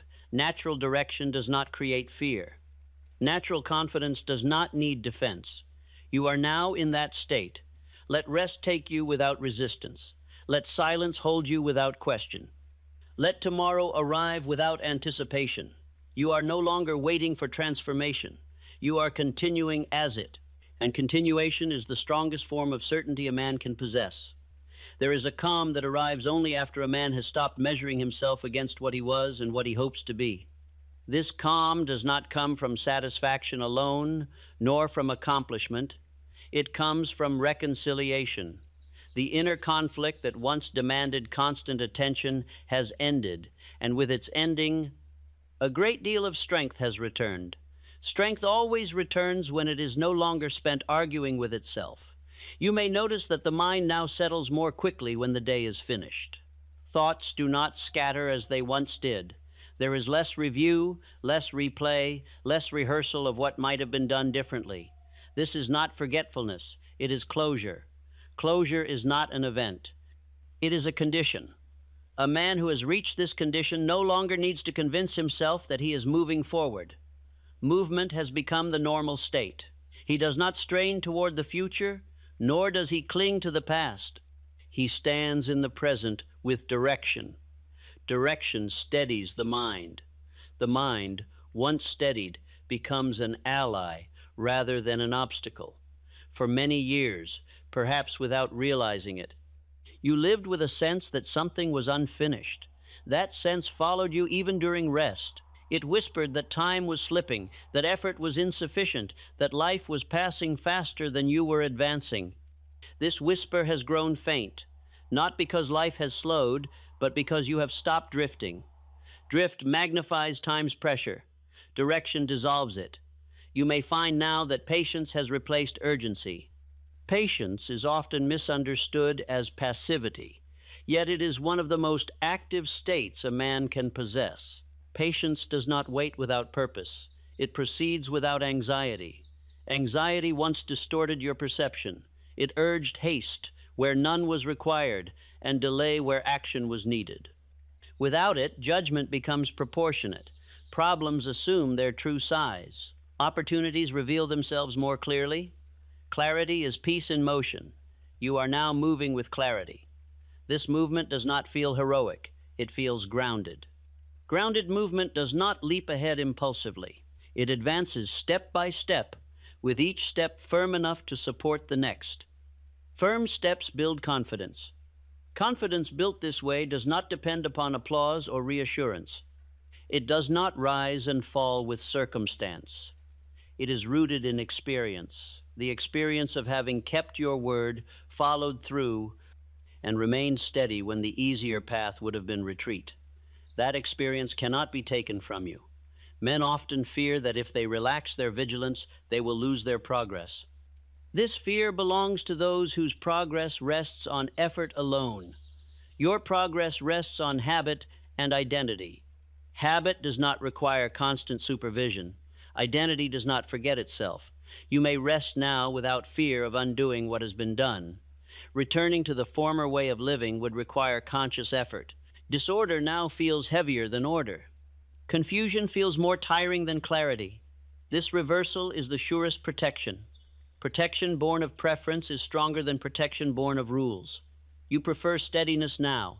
As you continue, you may notice that ambition has taken on a different character. It no longer feels desperate or impatient. It feels deliberate. Deliberate ambition does not chase outcomes. It prepares for them. Preparation does not exhaust. It strengthens. You are now prepared not because you know everything that lies ahead, but because you trust how you will respond. Trust in response is the greatest preparation a man can possess. Response trained through repetition becomes instinctive. Instinctive response is fast without being rushed. Rushed action once led you astray. Calm response now guides you. Guidance does not shout directions. It nudges quietly. You may find that decisions come to you already formed. This is not coincidence. It is the subconscious expressing conclusions it has reached through repeated instruction and experience. The conscious mind no longer needs to deliberate. Deliberation has completed its work. This completion creates space for observation, for adjustment, for refinement. Refinement replaces force. Force once carried you only so far. Refinement carries you farther with less strain. Refinement simplifies. Simplicity conserves strength. Strength conserved becomes endurance. Endurance is the quality that allows men to outlast difficulty rather than merely survive it. You are now built for endurance. Endurance does not announce itself. It shows itself over time. Others may remark on how consistently you appear, how reliably you act, how steadily you advance. They will not see the inner work that made it possible. They will see only the result. Results speak quietly but convincingly. You may also notice a change in how you experience rest. Rest is no longer something you fall into from exhaustion. It is something you enter willingly. Willing rest restores more than forced rest ever could. Rest is not escape, it is renewal. Renewal prepares you for continued action without resentment. Resentment once crept in unnoticed when effort felt endless and unrewarded. That resentment has no place now. Effort feels purposeful. Reward feels proportional. This balance restores dignity. Dignity is not pride. It is self-respect expressed through conduct. Conduct aligned with self-respect feels clean. Clean effort produces clean results. Results produce this way. Do not weigh upon the mind. They satisfy without intoxicating. They encourage continuation rather than complacency. Continuation is the sign of true success. You are continuing now, not because you must, not because you fear stopping, but because moving forward feels natural. Natural movement is the final victory. As you settle deeper into rest, there is nothing left to install, nothing left to correct, nothing left to repair. What remains is you using what has been established, living from what has been formed. Formation is complete. The future no longer feels like a threat to manage. It feels like a path to walk. Paths reveal themselves, step by step. You need not see the entire distance to take the next step confidently. Confidence in the next step is enough. That confidence is present now. Let the night hold you without resistance. You will understand that heaven itself begins wherever a man has learned to live without fear. And even as your body grows old, your faith will grow young, for faith belongs to the eternal part of you. It does not age, it expands. The calm you practice now will become the calm with which you face eternity. Death, to the man of faith, is but another form of rest, a doorway from one rhythm to another. The law that governs success governs life beyond it. You will step through that doorway as easily as you now step through each new day, saying within, I am still in law, therefore I am still in peace. Now, before this message ends, take one deep breath and close your eyes. Picture yourself standing upon a quiet hill. The air is clear, the horizon wide, the sky radiant with dawn. Around you stretches the world of your making, ordered, fruitful, serene. You feel gratitude rising in your chest until it fills your whole being. Say softly, I am part of the eternal law of increase. All that I need flows to me through faith. Let that sentence be the final seal upon your transformation. You have moved from the realm of reaction to the realm of creation, from dependence upon chance to partnership with cause. You have proven that fear cannot live in a mind that obeys law. You have replaced trembling with trust, haste with purpose, confusion with order. As you go forth, remember that this calm is not an end. It is the foundation for infinite beginnings. From it, you will build enterprises, relationships, inventions, and acts of service that will ripple outward long after your own time has passed. For every life touched by your peace becomes seed of peace in another. In this way, your mastery will continue multiplying across generations. This is the true wealth, not the accumulation of things, but the radiation of power. The man who possesses faith possesses the world, for the world must obey him, not by force, but by alignment, not by demand, but by demonstration. So rest now, knowing the work is complete. You have done what few ever do. You have rewritten the law of your own mind. From this night forward, the subconscious will carry out its new command faithfully and forever. You may sleep without worry, for your belief now governs the unseen. While you rest, infinite intelligence arranges circumstances to mirror your new vibration. You will wake into a world that reflects the man you have become, calm, deliberate, and free. Fear is forgotten. Faith is fulfilled. Law is alive in you. Walk gently now, but walk with authority, for you are partner of the infinite, and where faith and law walk together, the world itself makes way. My friend, what I shall give you now is not a ritual, nor a dream, but a process by which any man may remove the final residue of fear from his financial life and replace it with a steady calm that nothing external can disturb. Perform it daily until your inner composure becomes second nature. When done sincerely, it will re-educate your subconscious mind to think prosperity, feel security, and act from certainty. This practice will require neither special materials nor the presence of others. It demands only sincerity, persistence, and deliberate stillness, for the subconscious obeys quiet authority more than frantic pleading. You are not here to beg for faith. You are here to train it. Each morning, before the noise of the world intrudes, find a place of solitude. It may be a corner of your room, a chair by the window, or a quiet seat outdoors beneath the sky. Sit upright, not in tension, but in command. Place your feet firmly upon the ground to remind yourself that you are supported by law itself. Rest your hands lightly upon your knees, palms open, signifying readiness to receive. Close your eyes and take 3 slow breaths. With each exhalation, feel as though a weight leaves your chest. With each inhalation, feel strength return. Now begin the first stage, the calm of body. The body must obey before the mind can rule. Say quietly, "My body serves my thought. My thought serves my purpose." As you speak, imagine every muscle softening.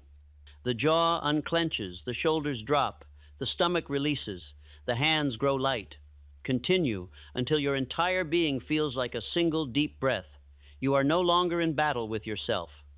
The calm of body is foundation for calm of mind.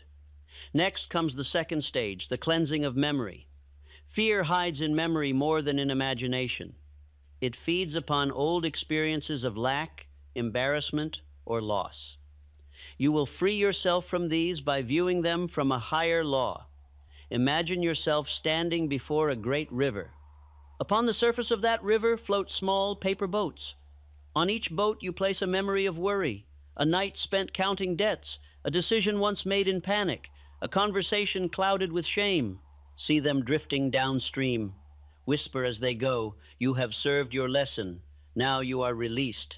Watch until the river carries them out of sight.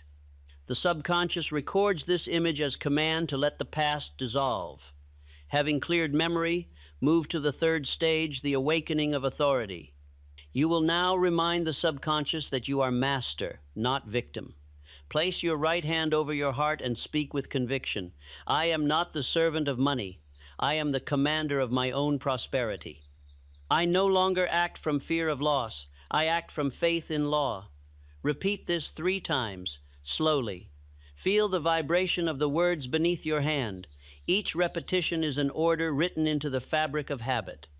The subconscious, which has no power of argument, will obey. Now open the imagination. Picture yourself standing in a marketplace. Around you, people hurry with worry etched upon their faces. Their minds are full of fear of shortage, fear of failure, fear of judgment, but you stand still. There is a light above your head, a soft, steady glow of gold. That light represents the calm certainty that law governs all supply.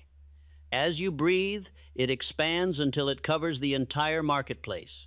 The noise lessens. People begin to relax. Commerce resumes without tension. The entire atmosphere changes because one mind remembered law. That mind is yours. Hold this image for 1 full minute. Then say inwardly, "As I remain calm, All conditions adjust to my calm. The subconscious will take this picture as blueprint. In days to come, you will notice outer affairs slowing their panic to match your poise. Payments will arrive on time. Work will flow smoothly. Solutions will appear without strain. This is the direct reflection of the vibration you are building. Proceed now to the fourth stage, the declaration of plenty. Speak aloud, slowly, and with deep feeling. I live in a universe of abundance. Supply flows to me through channels known and unknown. I do not chase it. I attract it by service and certainty. Money is my obedient instrument. I direct it with wisdom. After you speak, remain silent. Let the echo of those words fill the room. The subconscious does not respond to noise, but to emotional conviction. The silence following a confident declaration engraves it deeper than repetition shouted aloud. When the silence feels full, move to the fifth stage, the circle of gratitude. Gratitude is the emotional key that opens every locked door. Place your attention upon 5 things for which you are thankful at this very moment. They may be simple: the roof above you, the air you breathe, your ability to think, your health, the opportunity to learn. For each, say quietly, I am richer because of this. Feel the truth of that sentence. Gratitude shifts the mind from fear of loss to recognition of plenty. And what the mind recognizes, it multiplies. The 6th stage is the test of imagination. You will now deliberately rehearse a situation that once caused fear. Perhaps it is the sight of a bill, the thought of an uncertain future, or the conversation about money that used to tighten your chest. Bring that image to mind clearly. Feel it arise, but do not resist it. Instead, breathe through it. Say inwardly, I bring calm where fear once lived. Watch as the picture changes. The bill is paid. The future unfolds with opportunity. The conversation ends with mutual respect. By replacing the old image with one of mastery, you reprogram the subconscious to expect success where it once expected struggle. Now comes the 7th stage, the vow of repetition. You will make an agreement with yourself that this exercise will be performed daily for 45 days without interruption. For habit, once installed, cannot be broken easily. Speak aloud. For 45 days I will give 10 minutes to faith and receive a lifetime of calm. Say it with solemnity. This is your covenant with your own potential. Every time you keep the promise, your self-respect grows, and self-respect is the root of faith. Having made the vow, proceed to the 8th stage, the affirmation of decision. Decision is the line that separates dreamers from doers. State one definite purpose related to your financial life. It may be to increase income, to clear debt, to begin an enterprise, or to develop a new skill. Write it on paper in the exact words, I will achieve state purpose by state method or principle in a spirit of faith and gratitude. Read it aloud twice each morning and twice each night. Keep the paper near your bed. The subconscious responds most strongly in the moments before sleep and upon waking. Each repetition is a drop of water carving the stone of habit. Now rise and stand. Spread your arms slightly to the sides, palms upward. This posture signifies openness to supply. Say slowly, infinite intelligence, expressed through me as order, service, and abundance. Imagine light descending from above, entering through your crown, moving through your chest, down your arms, out your hands, as though you were a conduit of living energy. This light is symbolic of the creative force that animates all life. You are aligning your vibration with it. Feel yourself as instrument, not beggar. Take a final deep breath. As you exhale, whisper, peace is my power. That sentence is to be your watchword throughout the day. Whenever confusion arises, repeat it. Peace is not passive, it is active stability. It is the mind refusing to scatter. The man who maintains peace commands the field of cause. Carry out your daily affairs with this composure. Handle your money, your correspondence, your decisions as though you were custodian of divine order, because you are. Do not rush. Do not delay. Work as though guided by unseen intelligence, and you will be. The world responds most readily to the man who expects cooperation from law. At midday, pause for 2 minutes. Step aside from activity, close your eyes, and repeat the morning's declaration of plenty. I live in a universe of abundance. Supply flows to me through channels known and unknown. Feel again the warmth of gratitude. This brief intermission renews your vibration as surely as fuel renews flame. Before sleep each night, perform the evening reflection. Sit once more in silence. Review the day from end to beginning. Wherever you acted in faith, give thanks. Wherever fear tried to enter, forgive yourself and correct the picture. Never close your eyes, carrying the emotion of failure. The subconscious records last impressions most deeply. End the day with the sentence, "Everything today moved me closer to mastery." Then rest. While you sleep, law continues your work. Within 10 days of consistent practice, you will feel a difference. Situations that once made you tense will meet a new stillness within you. The body will no longer respond to financial worry with tightening and shallow breath. The nerves, trained by repetition, will remain at ease. After 20 days, opportunities will begin to appear that match your calm confidence. Old debts may dissolve, unexpected ideas arise, helpful people emerge. Do not call this miracle. Call it mathematics. The outer always balances the inner. At 45 days, you will find that faith has ceased to be practice and become identity. You will think prosperity without effort. You will expect solutions as naturally as you once expected problems. The subconscious, once taught, becomes loyal servant. Fear, deprived of attention, will have nowhere to live. Once this state is reached, you may adapt the exercise for new purposes. Use it to heal the body, to inspire invention, to harmonize relationships, to train leadership. The law that governs wealth governs all things. Its principle never varies. Thought plus faith equals creation. In times of trial, return to the beginning, the calm of body, the cleansing of memory, the awakening of authority.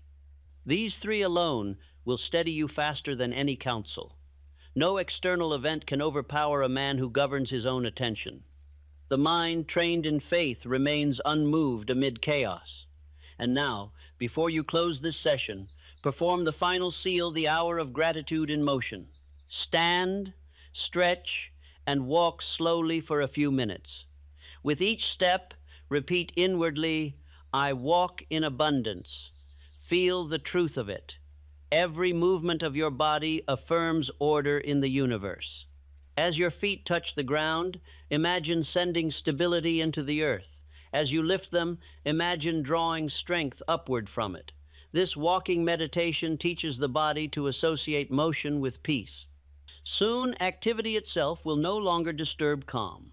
When you conclude, bow your head slightly and say, "This is law, and I am its expression." Perform this exercise daily. Make it as habitual as eating or breathing. Do not measure progress by appearances. Measure it by composure.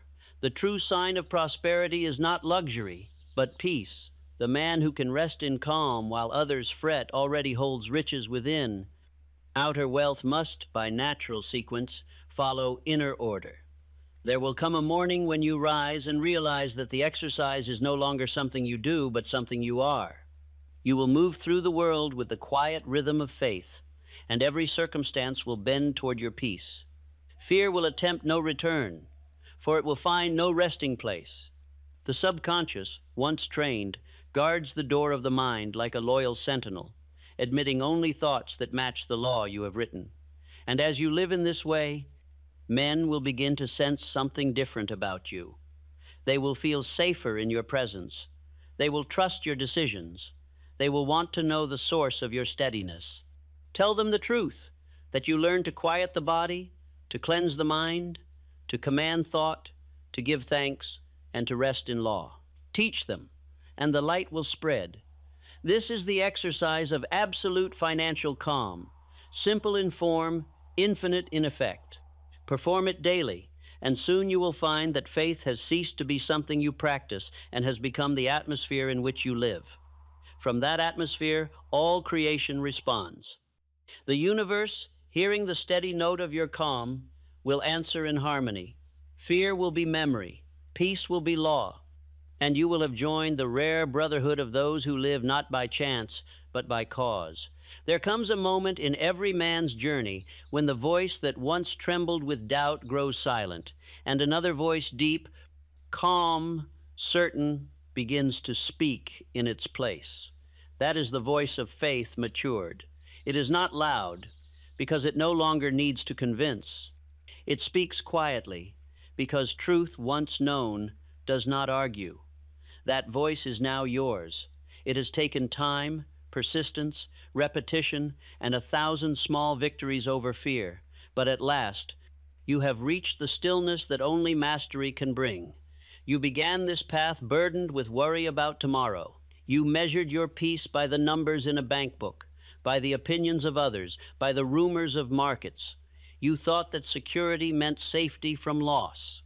Now you know that true security means something far greater. It is the unshakable awareness that nothing external has power over the man who has mastered his own thought. I have walked among the giants of my age, men whose names history still speaks with awe, and I tell you this: their secret was not intelligence nor even luck, but law. Each of them, in his own way, discovered what you have discovered now, that the universe is not chaos, but order. That thought, when directed by faith, bends the invisible toward the definite. That no fear can persist in a mind aligned with purpose. Andrew Carnegie knew it, Edison knew it, Ford knew it, and now you know it. You have lived long enough under the rule of fear. It whispered to you that you might lose everything. It told you that life was uncertain, that opportunity belonged only to the few, that the future was threat, not promise. It made you tighten your hands when you should have opened them. It made you hesitate when you should have moved. It made you doubt the very intelligence that designed you. But tonight, that reign ends. The throne once held by fear is now occupied by faith. Faith is not a sentiment, it is law. It is the orderly operation of cause and effect through the medium of belief. When you believe a thing completely, your thought sets in motion a chain of unseen forces that cannot fail to produce its physical equivalent. The process may be slow or swift, but it is certain. The universe does not guess, it obeys. You have learned to align your belief with that law, and therefore you have aligned yourself with power. In the days ahead, life will test this mastery, not to punish you, but to strengthen your certainty. Some plan may delay, some opportunity may shift its form, some circumstance may challenge your patience. Remember in those moments that law has not failed. It is arranging conditions in ways your human sight cannot yet perceive. Fear rushes to judgment, faith waits in order. The seed that germinates beneath the soil appears lifeless for a time, but beneath that stillness, growth is inevitable. So it is with your good. When doubt attempts to return, remind yourself of this truth. You have already proven the law. You have witnessed calm replace panic. Solutions follow surrender. Opportunities appear after certainty. These are not coincidences, they are confirmations. The pattern has been demonstrated. What has worked once will work again, for law does not change. Let me give you a picture. Imagine a man standing upon a mountain at sunrise. Around him lie the valleys he once feared to cross. He sees the winding paths, the storms he endured, the obstacles he overcame, and realizes they were all part of the ascent. The mountain did not change, he did. The same ground that once seemed hostile now lies peaceful beneath him. So it is with your life. You have climbed beyond the altitude where fear can breathe. From this height, even the winds that once threatened you now serve to keep you balanced. Now you must learn to live from this new elevation. The higher law demands a higher conduct. You can no longer indulge the small habits of worry, resentment, or hurry that belong to the lesser mind. You must walk deliberately, speak deliberately, act deliberately. The man who knows law cannot afford to be careless. Every idle word, every vague thought, every emotional indulgence carries creative power. Use that power only for good.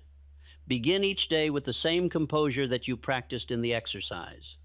When you awaken, before you move, affirm quietly, I live under law. I am one with order. My faith governs all that concerns me. Let those words sink deep before you rise. They will set the tone of the day. When you dress, do so as though preparing for royal audience, for you are ambassador of your own consciousness to the world. When you handle your money, do so with respect. Money is energy. Treat it with order, and it will remain orderly in your hands. As you move through your tasks, keep your attention upon service. Fear asks, "What will I lose?" Faith asks, "How may I serve?" One question contracts, the other expands. The universe always rushes to assist the expanding soul. You have felt the difference. The days you gave beyond what was required brought increase. The days you clutched and complained brought strain. Law measures not amount, but motive. Work done in fear depletes. Work done in faith multiplies. When evening comes, review the day in quiet gratitude. Do not dwell upon mistakes. Observe them calmly, correct them in imagination, and release them. The subconscious mind does not distinguish between rehearsal and reality. It records both as truth.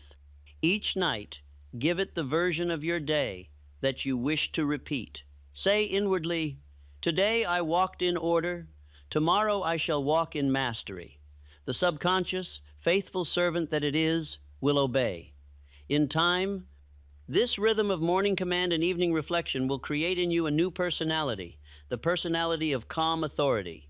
You will no longer identify yourself as one struggling to believe. You will recognize yourself as belief embodied.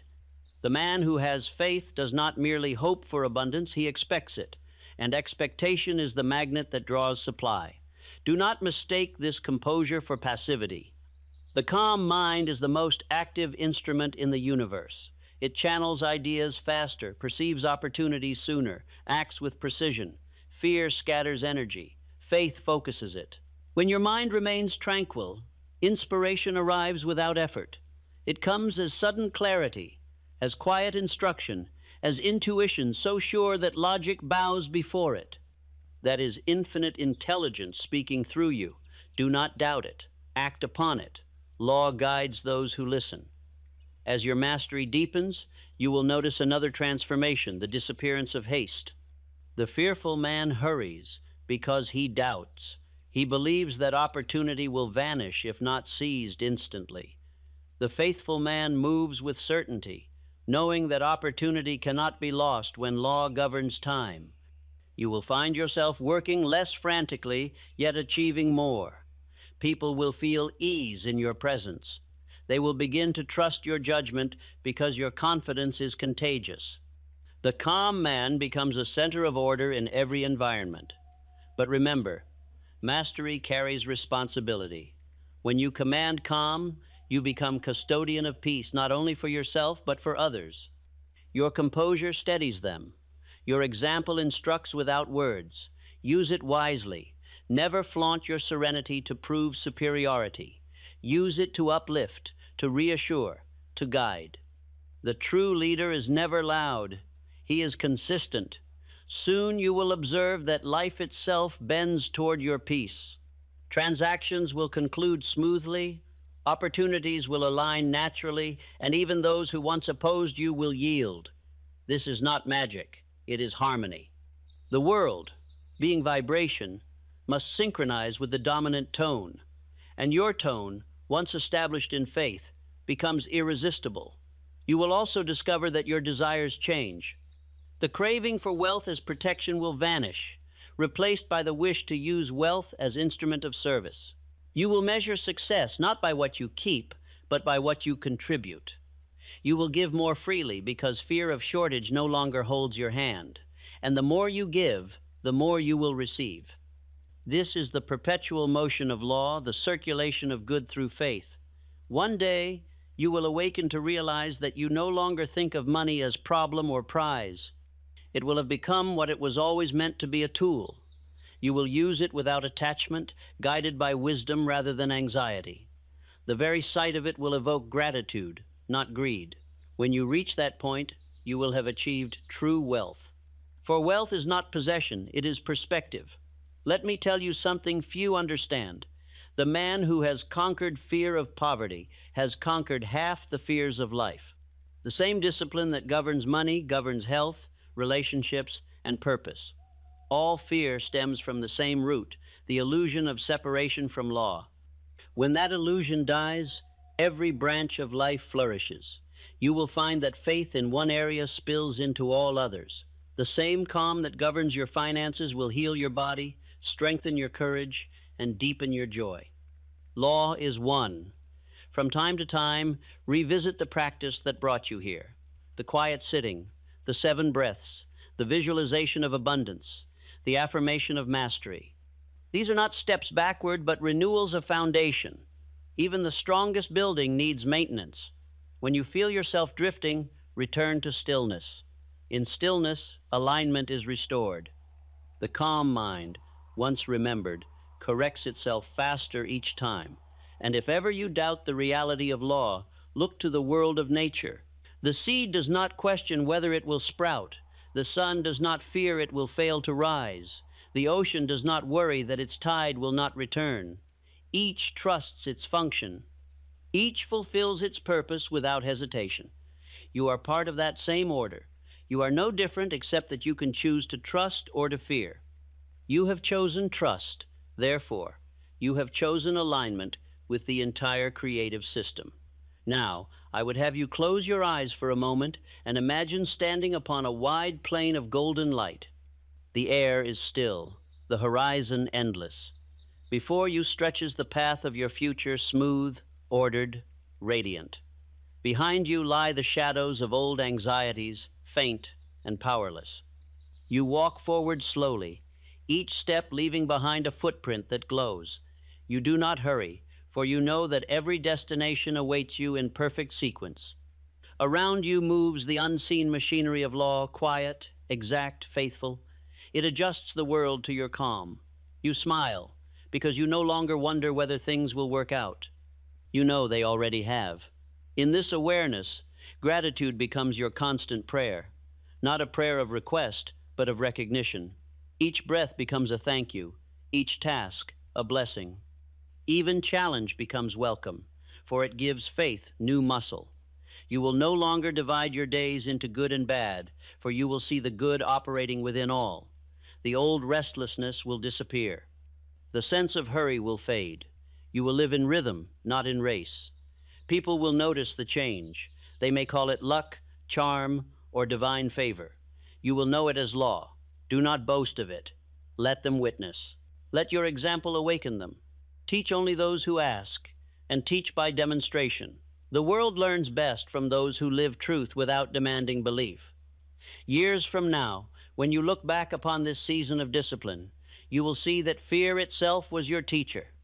It drove you to the discovery of law. It forced you to prove your own strength. You will bless even your old anxieties, for they were the compost from which faith grew. Every sleepless night, every desperate prayer, every tear of doubt was part of your initiation into mastery.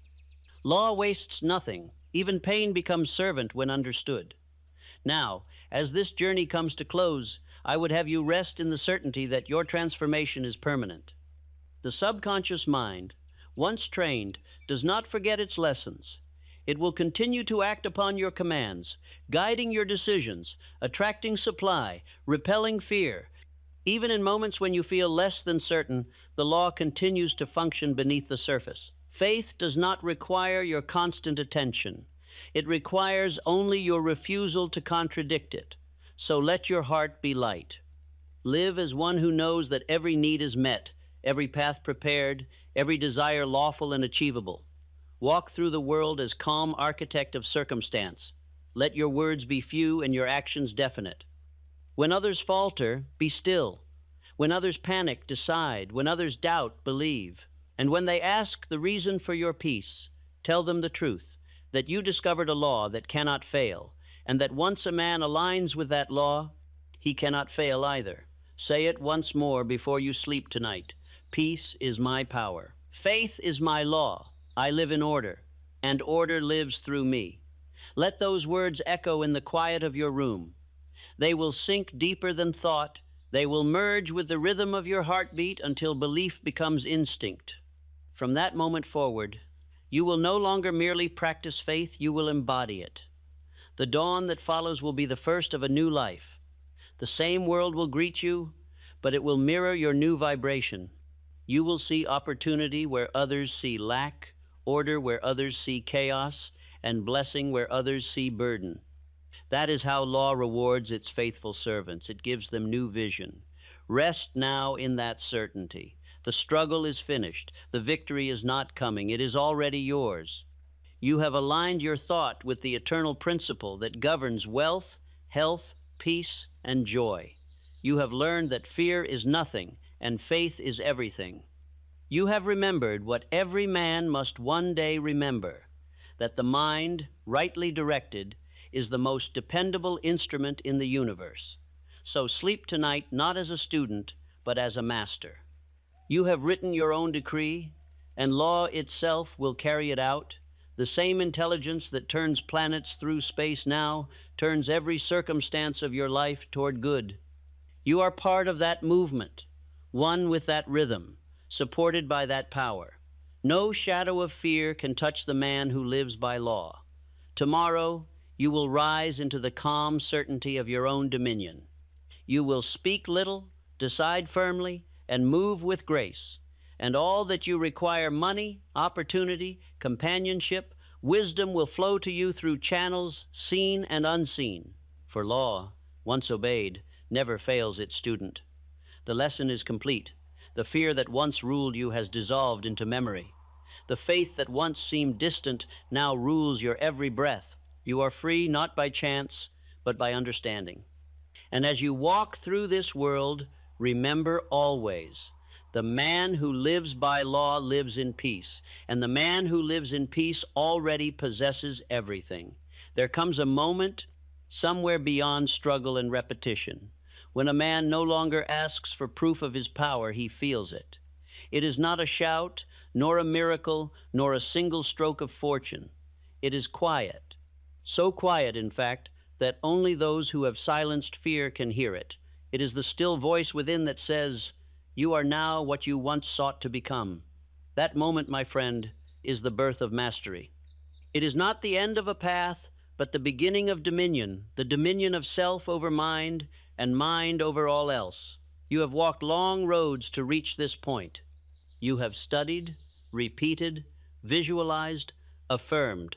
You have faced yourself in nights of worry and mornings of fatigue. You have learned to catch the small tremors of fear before they grow into storms.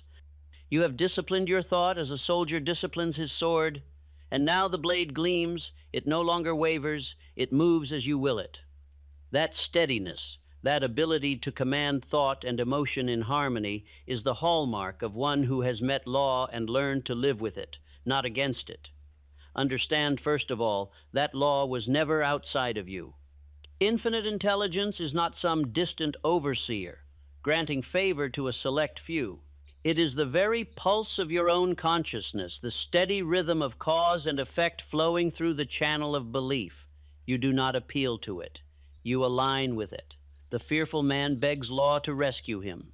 The faithful man walks in step with it, and life rearranges itself around his order. When I say law, I speak of the absolute principle that what a man consistently thinks and feels must, by the nature of existence itself, express in his experience. There are no exceptions. You have proven it in small ways by the calm that follows your nightly exercises, by the opportunities that have begun to appear without strain, by the subtle peace that stays even when outer conditions shift. You have seen evidence that when thought is organized and emotion disciplined, circumstances obey. This and nothing else is the meaning of mastery. But mastery is not idleness. The mind that understands law must continue to apply it consciously. Faith is not a destination. It is a daily practice of alignment. A musician may master the scale, but he must play it still. A builder may understand the blueprint, but he must keep his hands steady. You must do the same. Never let the simplicity of truth make you careless. The law is constant, but so must be your awareness of it. Each morning, before the duties of the day begin, sit quietly as you have been taught. Do not ask for anything. Simply recognize that you are in partnership with infinite intelligence. Say inwardly, "The law and I are one. What I think, the universe moves to fulfill." Let that acknowledgement settle into your bones before you take a single step into the world.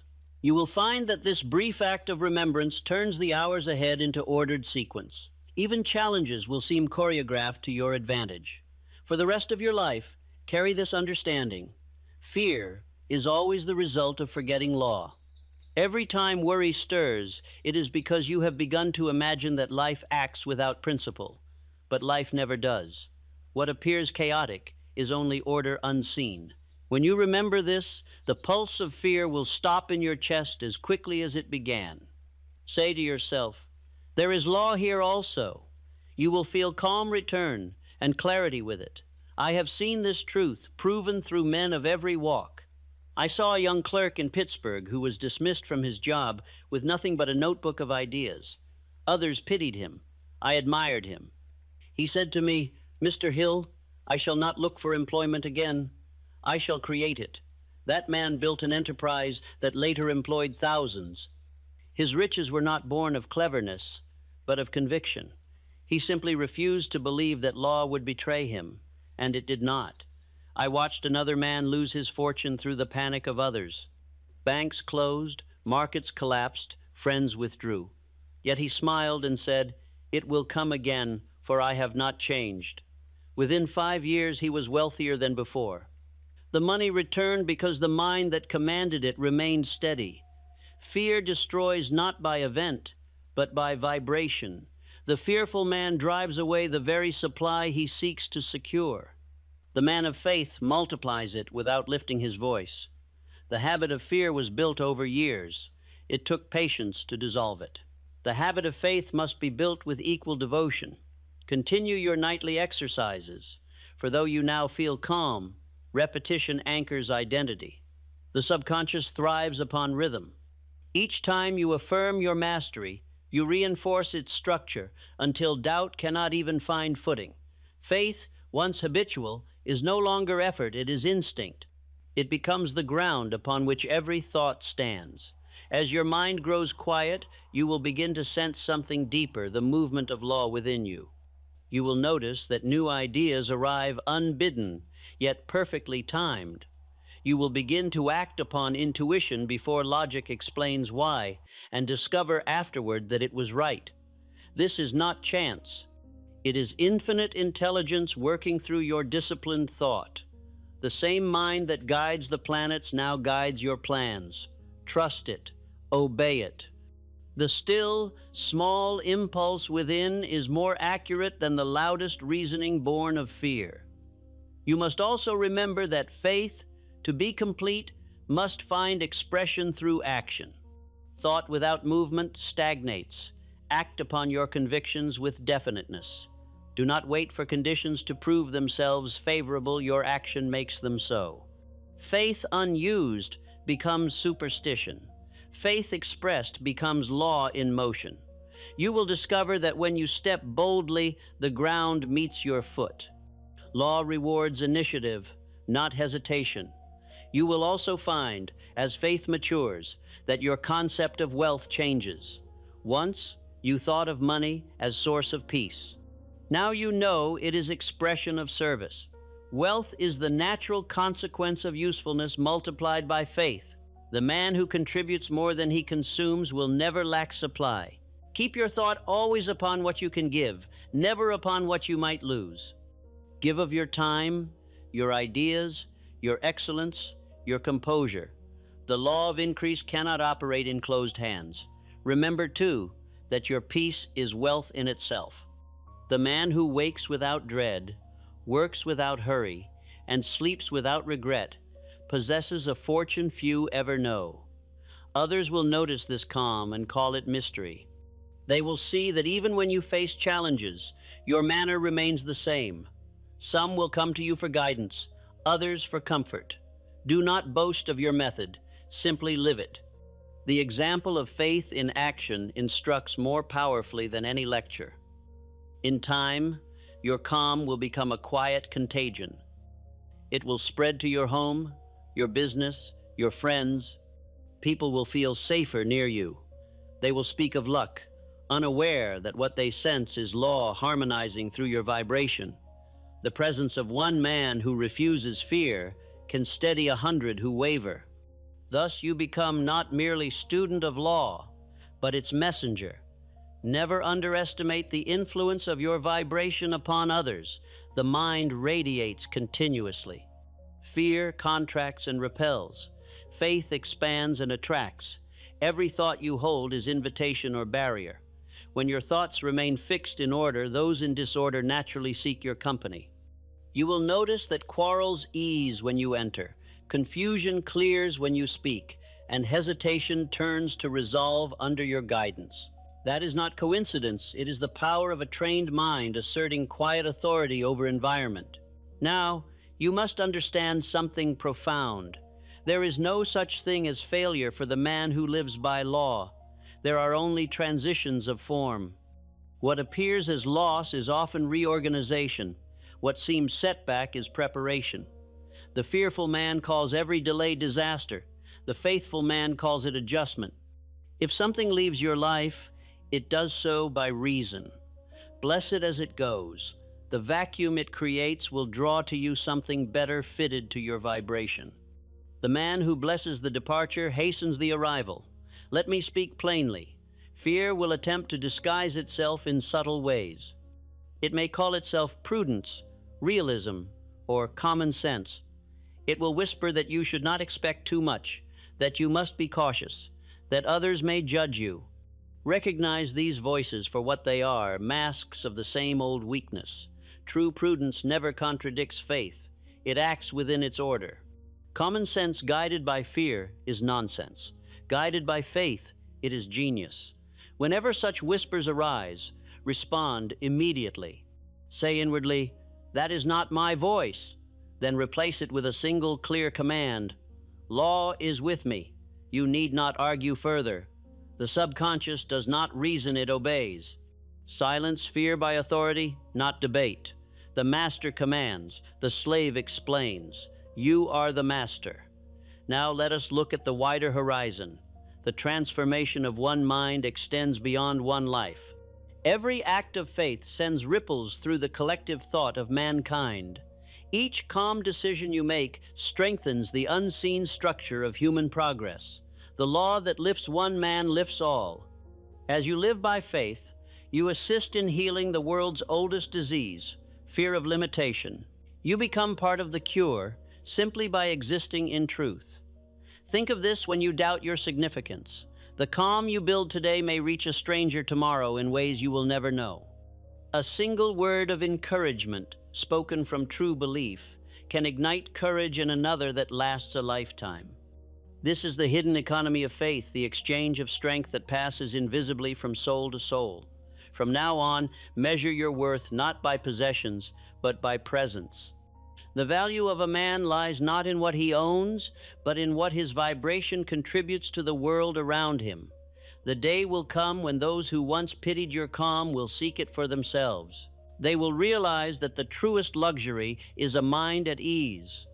And you will smile, for you will know that you possessed that wealth long before they recognized it. Carry this truth also. Rest is not withdrawal from law, but participation in it. The seasons rest, the tides rest, the planets rest, even the heart pauses between beats. Without rest, order collapses. Therefore, allow yourself intervals of stillness each day. The mind refreshed by silence creates with greater precision. The man who works from rest produces more than the man who works from rush. Peace is the most productive state known to man. You have now become part of the rhythm of creation itself. The same intelligence that directs the stars now directs your affairs. You will notice that even in moments when you forget to think consciously, your life continues to move in harmony. That is because the subconscious, once programmed by repetition, keeps faith alive even in your inattention. It has become your silent servant. It will guard you while you sleep and guide you while you wake. One day, you will look back upon this transformation and understand what truly occurred. you will see that law was never something you learned, but something you remembered. You were not taught faith. You uncovered it. It was hidden beneath layers of fear taught by a world that has forgotten its own divinity. When you released those layers, the truth emerged simple, eternal, self-evident. The same law that governs the heavens governs the heartbeat, and both obey the same intelligence. You are part of that intelligence. You always have been. And when your years draw to close, you will not fear that final transition. You will know that law does not end with breath. The intelligence that animated you cannot die, for it was never born. You will pass into the next phase of existence as calmly as you pass from waking to sleep, confident that the same order which governed your life will govern your continuation. This understanding is the final victory over fear. Before this lesson ends, take a deep breath. Feel the calm that fills your body. Let it rise from the soles of your feet to the crown of your head. Whisper quietly, "Law lives through me." Again, slower, "Law lives through me." Once more, "Law lives through me." Let the words become one with breath. That breath is infinite intelligence breathing through its creation. You are that creation. As you open your eyes and look upon the world again, see it not as battlefield, but as workshop. Every challenge is raw material. Every thought is tool. Every action is stroke of creation. Build wisely. Build with faith. Build with the calm certainty that order cannot fail. And when you finish this reading, do not think of it as ending, but as beginning. The epilogue of fear is the prologue of mastery. You stand now where the old self ended and the real self begins. The man who once sought security has become the very thing he sought, a living embodiment of law, calm, confident, unhurried, unafraid. From this day forward, walk as master of your own vibration. Let your thoughts be definite, your words few, your actions deliberate. When you speak, speak only creation. When you act, act only from purpose. When you rest, rest with gratitude. For you have joined the small company of those who no longer bow to fear, but who command life through understanding. And so, I leave you with these final words, not as suggestion, but as decree. I live in faith. I move in peace. I think with precision. I serve with joy. My mind is law, and law never fails. Repeat it once more, and let the vibration settle deep into the silence of your being. For the silence that follows is not emptiness, it is infinite intelligence listening, ready to act. The lesson is complete. The transformation is real. You are now the master of your own law, and the universe itself obeys the calm rhythm of your faith. There comes a point, after all the striving, after all the hours spent fighting invisible battles within your own mind, when the noise begins to fade, you realize that the war was never with the world, nor with money, nor even with circumstance. It was with thought itself. Every shadow that frightened you was cast by your own imagination. Every mountain that blocked your way was raised by your own belief in limitation. And every victory you ever achieved began the moment you remembered that thought, when charged with faith, rules the very fabric of life. The man who has discovered this truth stands apart from the crowd, not in pride, but in peace. He moves quietly through a world still trembling from its own ignorance, carrying within him a calm that others cannot explain. He no longer measures success by possessions, nor peace by the absence of trouble. He measures both by the stability of his own inner state. That stability is the real fortune. That calm is the true security. You have reached this understanding. Through discipline, through repetition, through nights of deliberate thought, you have reshaped the machinery of your own mind. You have learned the great secret that fear is imagination without order, and faith is imagination disciplined by law. One destroys, the other builds. One creates worry, the other creates wealth. The difference between the pauper and the prince lies not in opportunity, but in obedience, obedience to thought rightly directed. I have said before that there are no accidents in this universe. The man who has learned to think according to law cannot meet with disaster. The outer form of events may change, but the principle remains constant. The same power that governs the rising of the sun governs the growth of your fortune, the healing of your body, the harmony of your home. It is all the same order, one law, one intelligence, one rhythm. The man who tunes himself to that rhythm no longer resists life. He conducts it. When you first began this journey, fear was your constant companion. It stood beside your bed at night and whispered that you were behind, that you had failed, that time was slipping away. It followed you into your work and told you that others had more, that luck had passed you by. You believed it then because you thought fear was reality. Now you know that fear is only habit. You broke it, not by fighting, but by replacing. You rewrote the record that your subconscious had been playing for years. And now, when fear tries to speak, it finds no echo in your mind. You have learned to walk by faith. To the untrained man, faith appears like blindness, but in truth, it is the only true sight. The eyes of flesh see only what has been built. The eyes of faith see what is becoming. The one reacts, the other creates. The man who lives by sight remains slave to the past. The man who lives by faith commands the future. Now you must learn to sustain this state, for mastery is not a single act, it is a way of being. Each morning, you must awaken and renew your awareness of law. You must remind yourself that you are co-creator with infinite intelligence. You must remember that no circumstance has power over you except that which you grant it.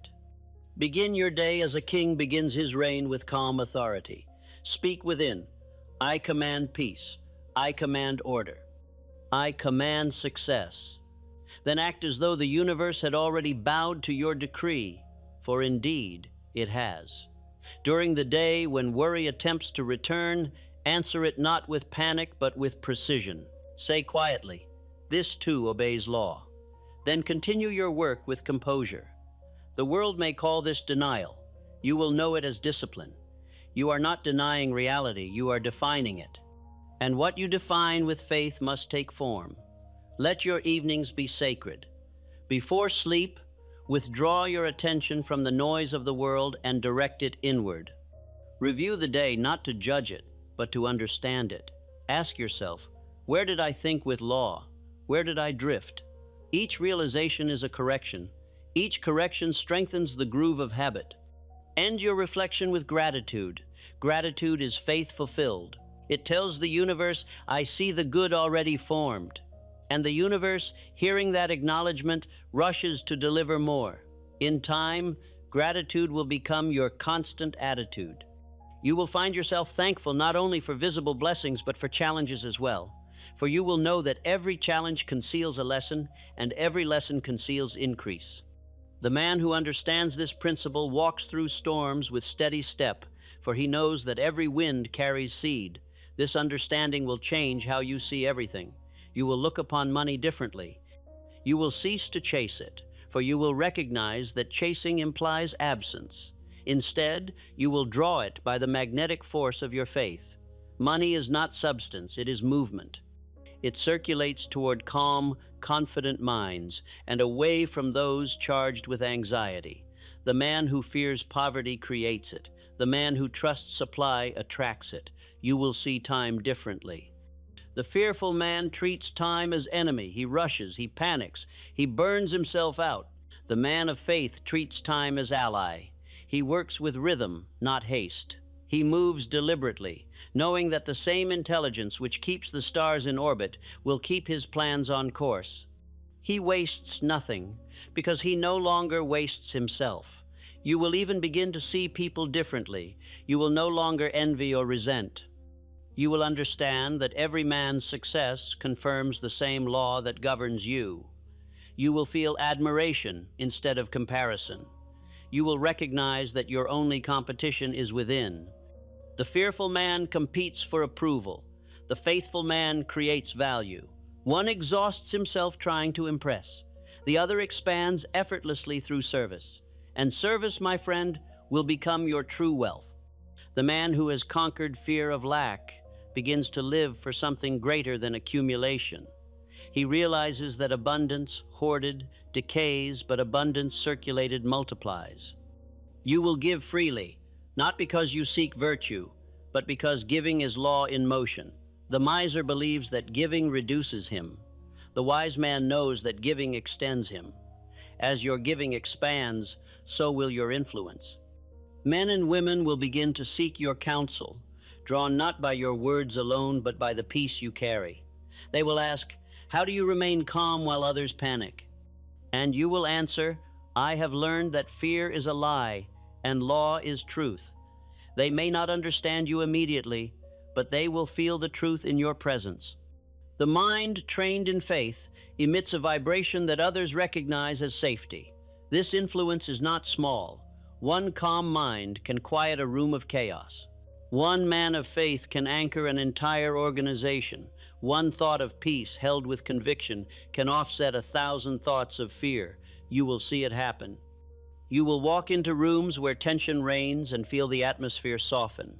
That is not imagination. It is energy aligning with its master.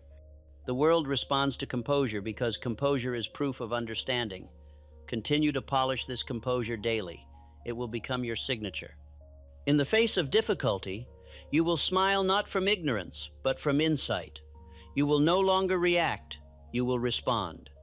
And each response will reveal more of your own authority. Now I must tell you something seldom spoken aloud. Once a man truly understands law, fear never dies completely. It transforms. It becomes respect. You will still feel moments of hesitation, but you will interpret them differently. You will no longer say, "I am afraid." You will say, "Law is warning me to prepare more perfectly." Fear becomes messenger, not master. It is no longer enemy, it is instrument. When understood, even fear serves faith. As you deepen in mastery, life will begin to reflect your new rhythm. Business will move with greater harmony. Relationships will steady. Your body will respond to the mental order you have established. Health, wealth, and peace are not separate. They are expressions of the same vibration. A balanced mind produces a balanced life. You cannot hold faith in one area and fear in another without conflict. Law demands consistency. Therefore, bring faith into all corners of your thought, your work, your family, your future, your self-regard. Where faith enters, disorder exits. Eventually, you will come to see that you are not merely applying law, you are law in motion. The same intelligence that drives the tides beats within your chest. You are not a part of the universe. You are a point through which the universe expresses itself. Once this realization becomes complete, your words will begin to carry creative authority. You will say a thing once, calmly, and it will come to pass. You will act once, deliberately, and it will prosper. Others will call it power, but it is simply alignment, the unbroken cooperation between your will and the will of the infinite. Carry this knowledge gently. Use it for creation, not control. Never attempt to bend another man's will. Instead, inspire it. Never use faith for vanity, but for vision. The man who understands law knows that all men are subject to it equally. He seeks not to dominate, but to harmonize. He recognizes that the highest form of mastery is service. When your life becomes an instrument of service, fear becomes impossible. Fear is self-centered. Faith is universal. The man who serves aligns himself with the very heartbeat of creation, for the universe itself is service, each atom giving its energy to the whole. Align with that rhythm, and abundance flows through you as freely as breath through lungs.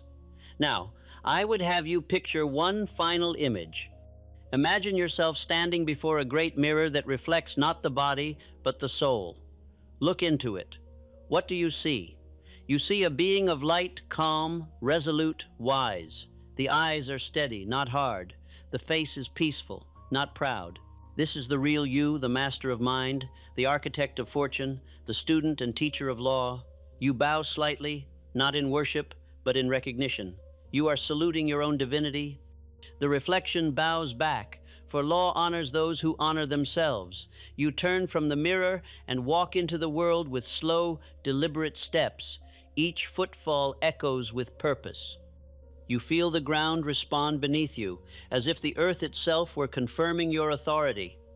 You breathe deeply, knowing that the air carries within it every element needed to sustain your next creation.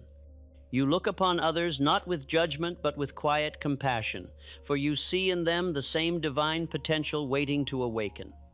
This is what it means to be alive under law, to live not as wanderer but as builder, not as victim but as vessel. You are vessel of infinite intelligence, pouring into the world order where there was confusion, peace where there was panic, and abundance where there was fear.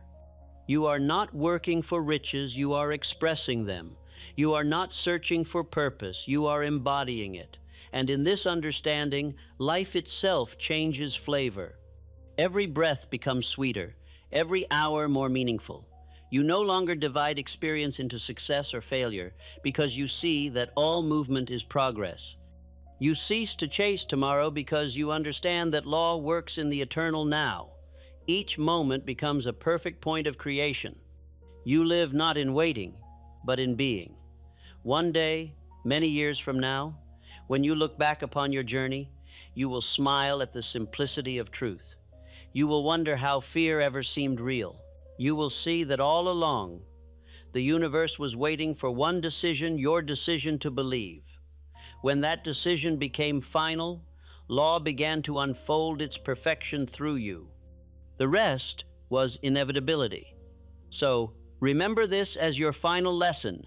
Nothing outside of you has power. Circumstance, economy, time, these are servants. You are their master, so long as you remain servant to law. Keep that hierarchy clear, and peace will never leave you. Now, close your eyes one last time and speak softly within. I am calm, I am faithful, I am guided, I am one with law. All that I require flows to me through perfect order. I live in peace, I act with power, and I rest in abundance. Say it slowly. Feel it. Let it settle not in your mind alone, but in your entire being. Then, when silence follows, do not rush to fill it. That silence is the sound of infinite intelligence listening and answering. You have reached the end of fear and the beginning of mastery. The man who once sought control has become the embodiment of it. You have not escaped the world, you have learned to govern it. You are no longer the beggar of circumstance, you are the author of cause. From this moment forward, wherever you walk, law walks with you. Whatever you think, creation begins to shape. Whatever you believe, life rushes to fulfill. This is not arrogance, it is alignment. The universe, through you, has found a mind willing to cooperate, and now the work is done. The old self has fallen silent, the new self stands radiant and unshakable. You may sleep in peace tonight, knowing that while you rest, the machinery of law continues its perfect operation in your favor. You may rise tomorrow, certain that no condition can defy the rhythm of your faith. You are no longer practicing the principles of abundance. You are the principle itself, alive, breathing, and unafraid. And as the world continues to turn, somewhere within that great turning stands one calm mind, yours holding fast to eternal law, and through that stillness, commanding the movement of all things. This, my friend, is the true reward of mastery. Not applause, not wealth, not comfort, but peace so deep that even the universe pauses to listen. Fear is gone. Faith reigns, law lives, and you, its master, walk in unbroken harmony forever. I have spent my life studying the laws that govern the growth of men, and I have seen those laws proven in the rise and fall of every generation. I have stood beside men of wealth and watched the same power that made them also unmake them, and I have walked among the humble who possessed little in the world's measure, yet carried a wealth of spirit that no market could value. From these journeys I have learned one truth that eclipses all others. When a man has mastered himself, he has mastered life. Nothing more is required. Nothing more is possible. The world speaks much of achievement, but achievement is not the summit. Achievement is motion. Fulfillment is stillness. And the stillness of fulfillment is not the absence of action, but the harmony of it. It is the moment when every thought, every plan, every ambition ceases to run in separate directions and begins to move in rhythm with a single purpose. It is the peace that follows obedience to law. I have lived long enough to know that fulfillment does not arrive with applause or recognition. It enters quietly, as dawn enters a room through an open window. You awaken to find that your restlessness has gone, that you no longer chase success but invite it, and that you no longer measure worth by gain but by gratitude. This, I believe, is the highest condition a human mind can know, the steady awareness that nothing essential can ever be taken from you because it was never external to begin with. When I was a young man, I thought success meant motion. I believed that to become great, one must always hurry, always compete, always strive. But the men I studied, Carnegie, Edison, Ford, taught me something different. Their greatness did not lie in motion, but in direction. They did not run, they advanced. They did not scatter energy, they concentrated it. They did not rush toward opportunity, they created it by order of mind. Beneath their activity lay a calm so deep that one could feel it in their presence. It was the calm of men who knew that law never hurries and never fails. As I grew older, I came to understand that the greatest privilege of life is not power, nor wealth, nor even knowledge. It is peace. For peace is the evidence of mastery. It is the proof that faith has become law within you. It is the quiet certitude that the same intelligence which spins the stars also arranges the details of your day. When a man has reached this understanding, nothing can disturb him for long. The waves of circumstance may rise and fall, but his inner tide remains constant. This peace is not learned from books, nor granted by fortune. It is earned through the long discipline of thought, by observing oneself, by mastering emotion, by turning every fear into faith through repetition. It is the reward of those who have grown weary of struggle and have chosen understanding instead. It is the peace that follows the realization that there is no conflict between the world and the spirit. There is only conflict between ignorance and law. When a man understands law, he ceases to fight against life. He moves with it. He ceases to pray for miracles, for he sees that all existence is miraculous. He ceases to worry over tomorrow, for he knows that tomorrow is shaped this very moment by the quality of his thought. He does not cling to what has passed, for he trusts that law never repeats needlessly. In that surrender, he finds fulfillment. I have stood in quiet moments beside the graves of men who built empires, and I have asked myself what remains of their greatness. The answer is always the same, only their influence, invisible yet enduring. The buildings decay, the wealth is divided, but the vibration of their faith remains. It moves through time like fragrance through air, touching lives they will never meet. That is the true measure of success, to leave behind a mental vibration of faith strong enough to awaken faith in others. If I could give one gift to every man and woman who studies my work, it would not be ambition. It would be composure. Ambition without composure is fire, without control. It consumes more than it warms. But composure, born of understanding, becomes an instrument through which infinite intelligence expresses itself. A composed mind is the rarest wealth in the world. It cannot be bought or borrowed. It must be cultivated by faith and daily practice. I have watched men who possessed everything that the world could offer and yet lived in constant fear of losing it. They built great houses but slept uneasily. They traveled the world but never left their own anxiety behind. Then I have seen others who owned almost nothing, yet their peace was wealth enough to enrich all who knew them. One man had outer fortune and inner poverty. The other had inner fortune and therefore needed little else. Which was the richer? The answer is self-evident. When I speak of fulfillment, I do not mean idleness or retreat from the world. I mean the quiet joy of a man who works with purpose and rests without guilt. The fulfilled man still builds, still serves, still strives, But his striving is no longer a search for identity. It is expression of identity already found. He no longer asks, "What must I do to succeed?"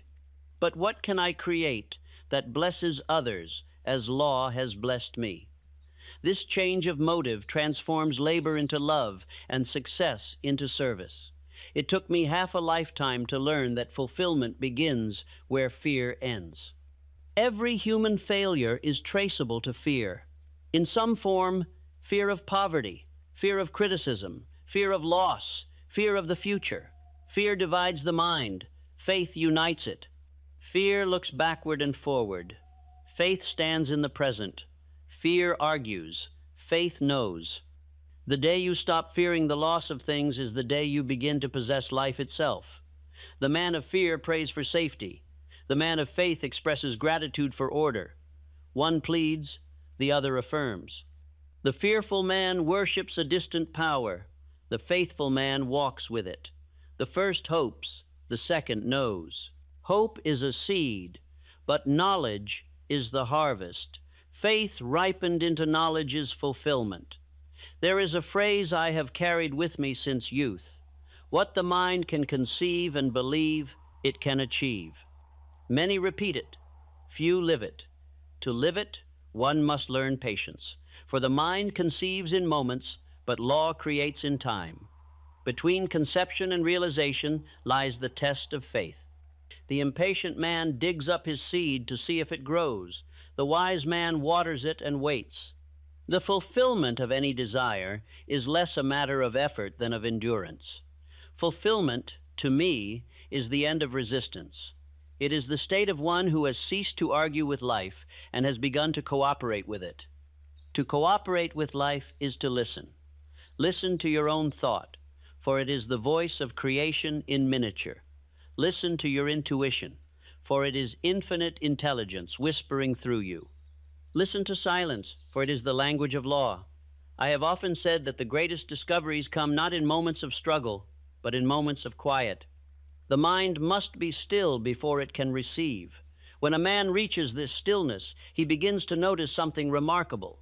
He does not have to chase success. Success seeks him.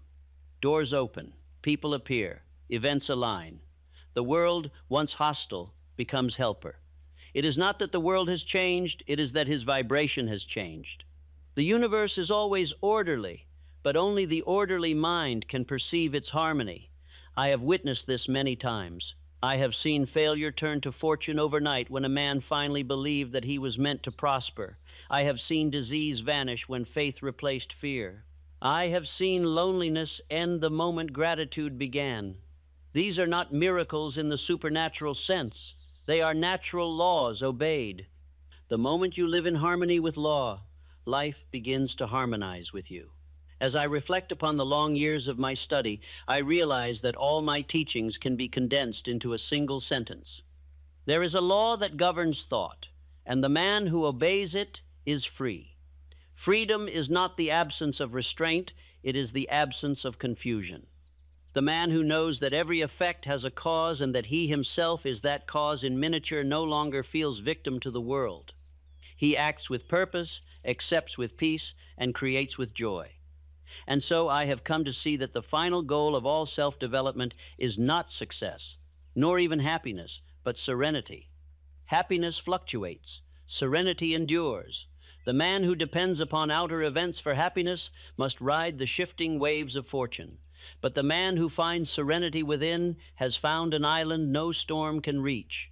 That is fulfillment. I have known many who sought fulfillment through wealth and found only weariness. They mistook accumulation for accomplishment. Yet the moment they learned to give of time, of kindness, of faith, their fatigue vanished. To give is to participate in the flow of law. To hoard is to resist it. Every channel that resists flow dries up. Every channel that serves becomes inexhaustible. You cannot outgive law, for law repays every contribution in kind. Let me speak, too, of forgiveness. Many believe that fulfillment lies in achievement alone, but true fulfillment requires the release of resentment. A man cannot carry peace while nursing wounds of the past. Forgiveness is not weakness. It is the refusal to let old fear dictate new thought. To forgive is to free both the other and oneself. Every resentment clogs the channel through which faith flows. Release it, and abundance returns. As one who has seen both struggle and success, I can tell you that fulfillment is not reserved for the few. It is the inheritance of every mind that learns to think rightly. The law makes no distinction between men. It responds only to thought. The same sun shines upon weeds and roses. The difference lies in what they draw from the soil. You are free to choose what kind of thought you cultivate. Choose wisely, and fulfillment will follow inevitably. Now, as I look upon the close of my own journey, I do not measure it by fame or fortune, but by peace. I rest easy because I have proven, through experience, that law is constant and that faith, once established, never dies.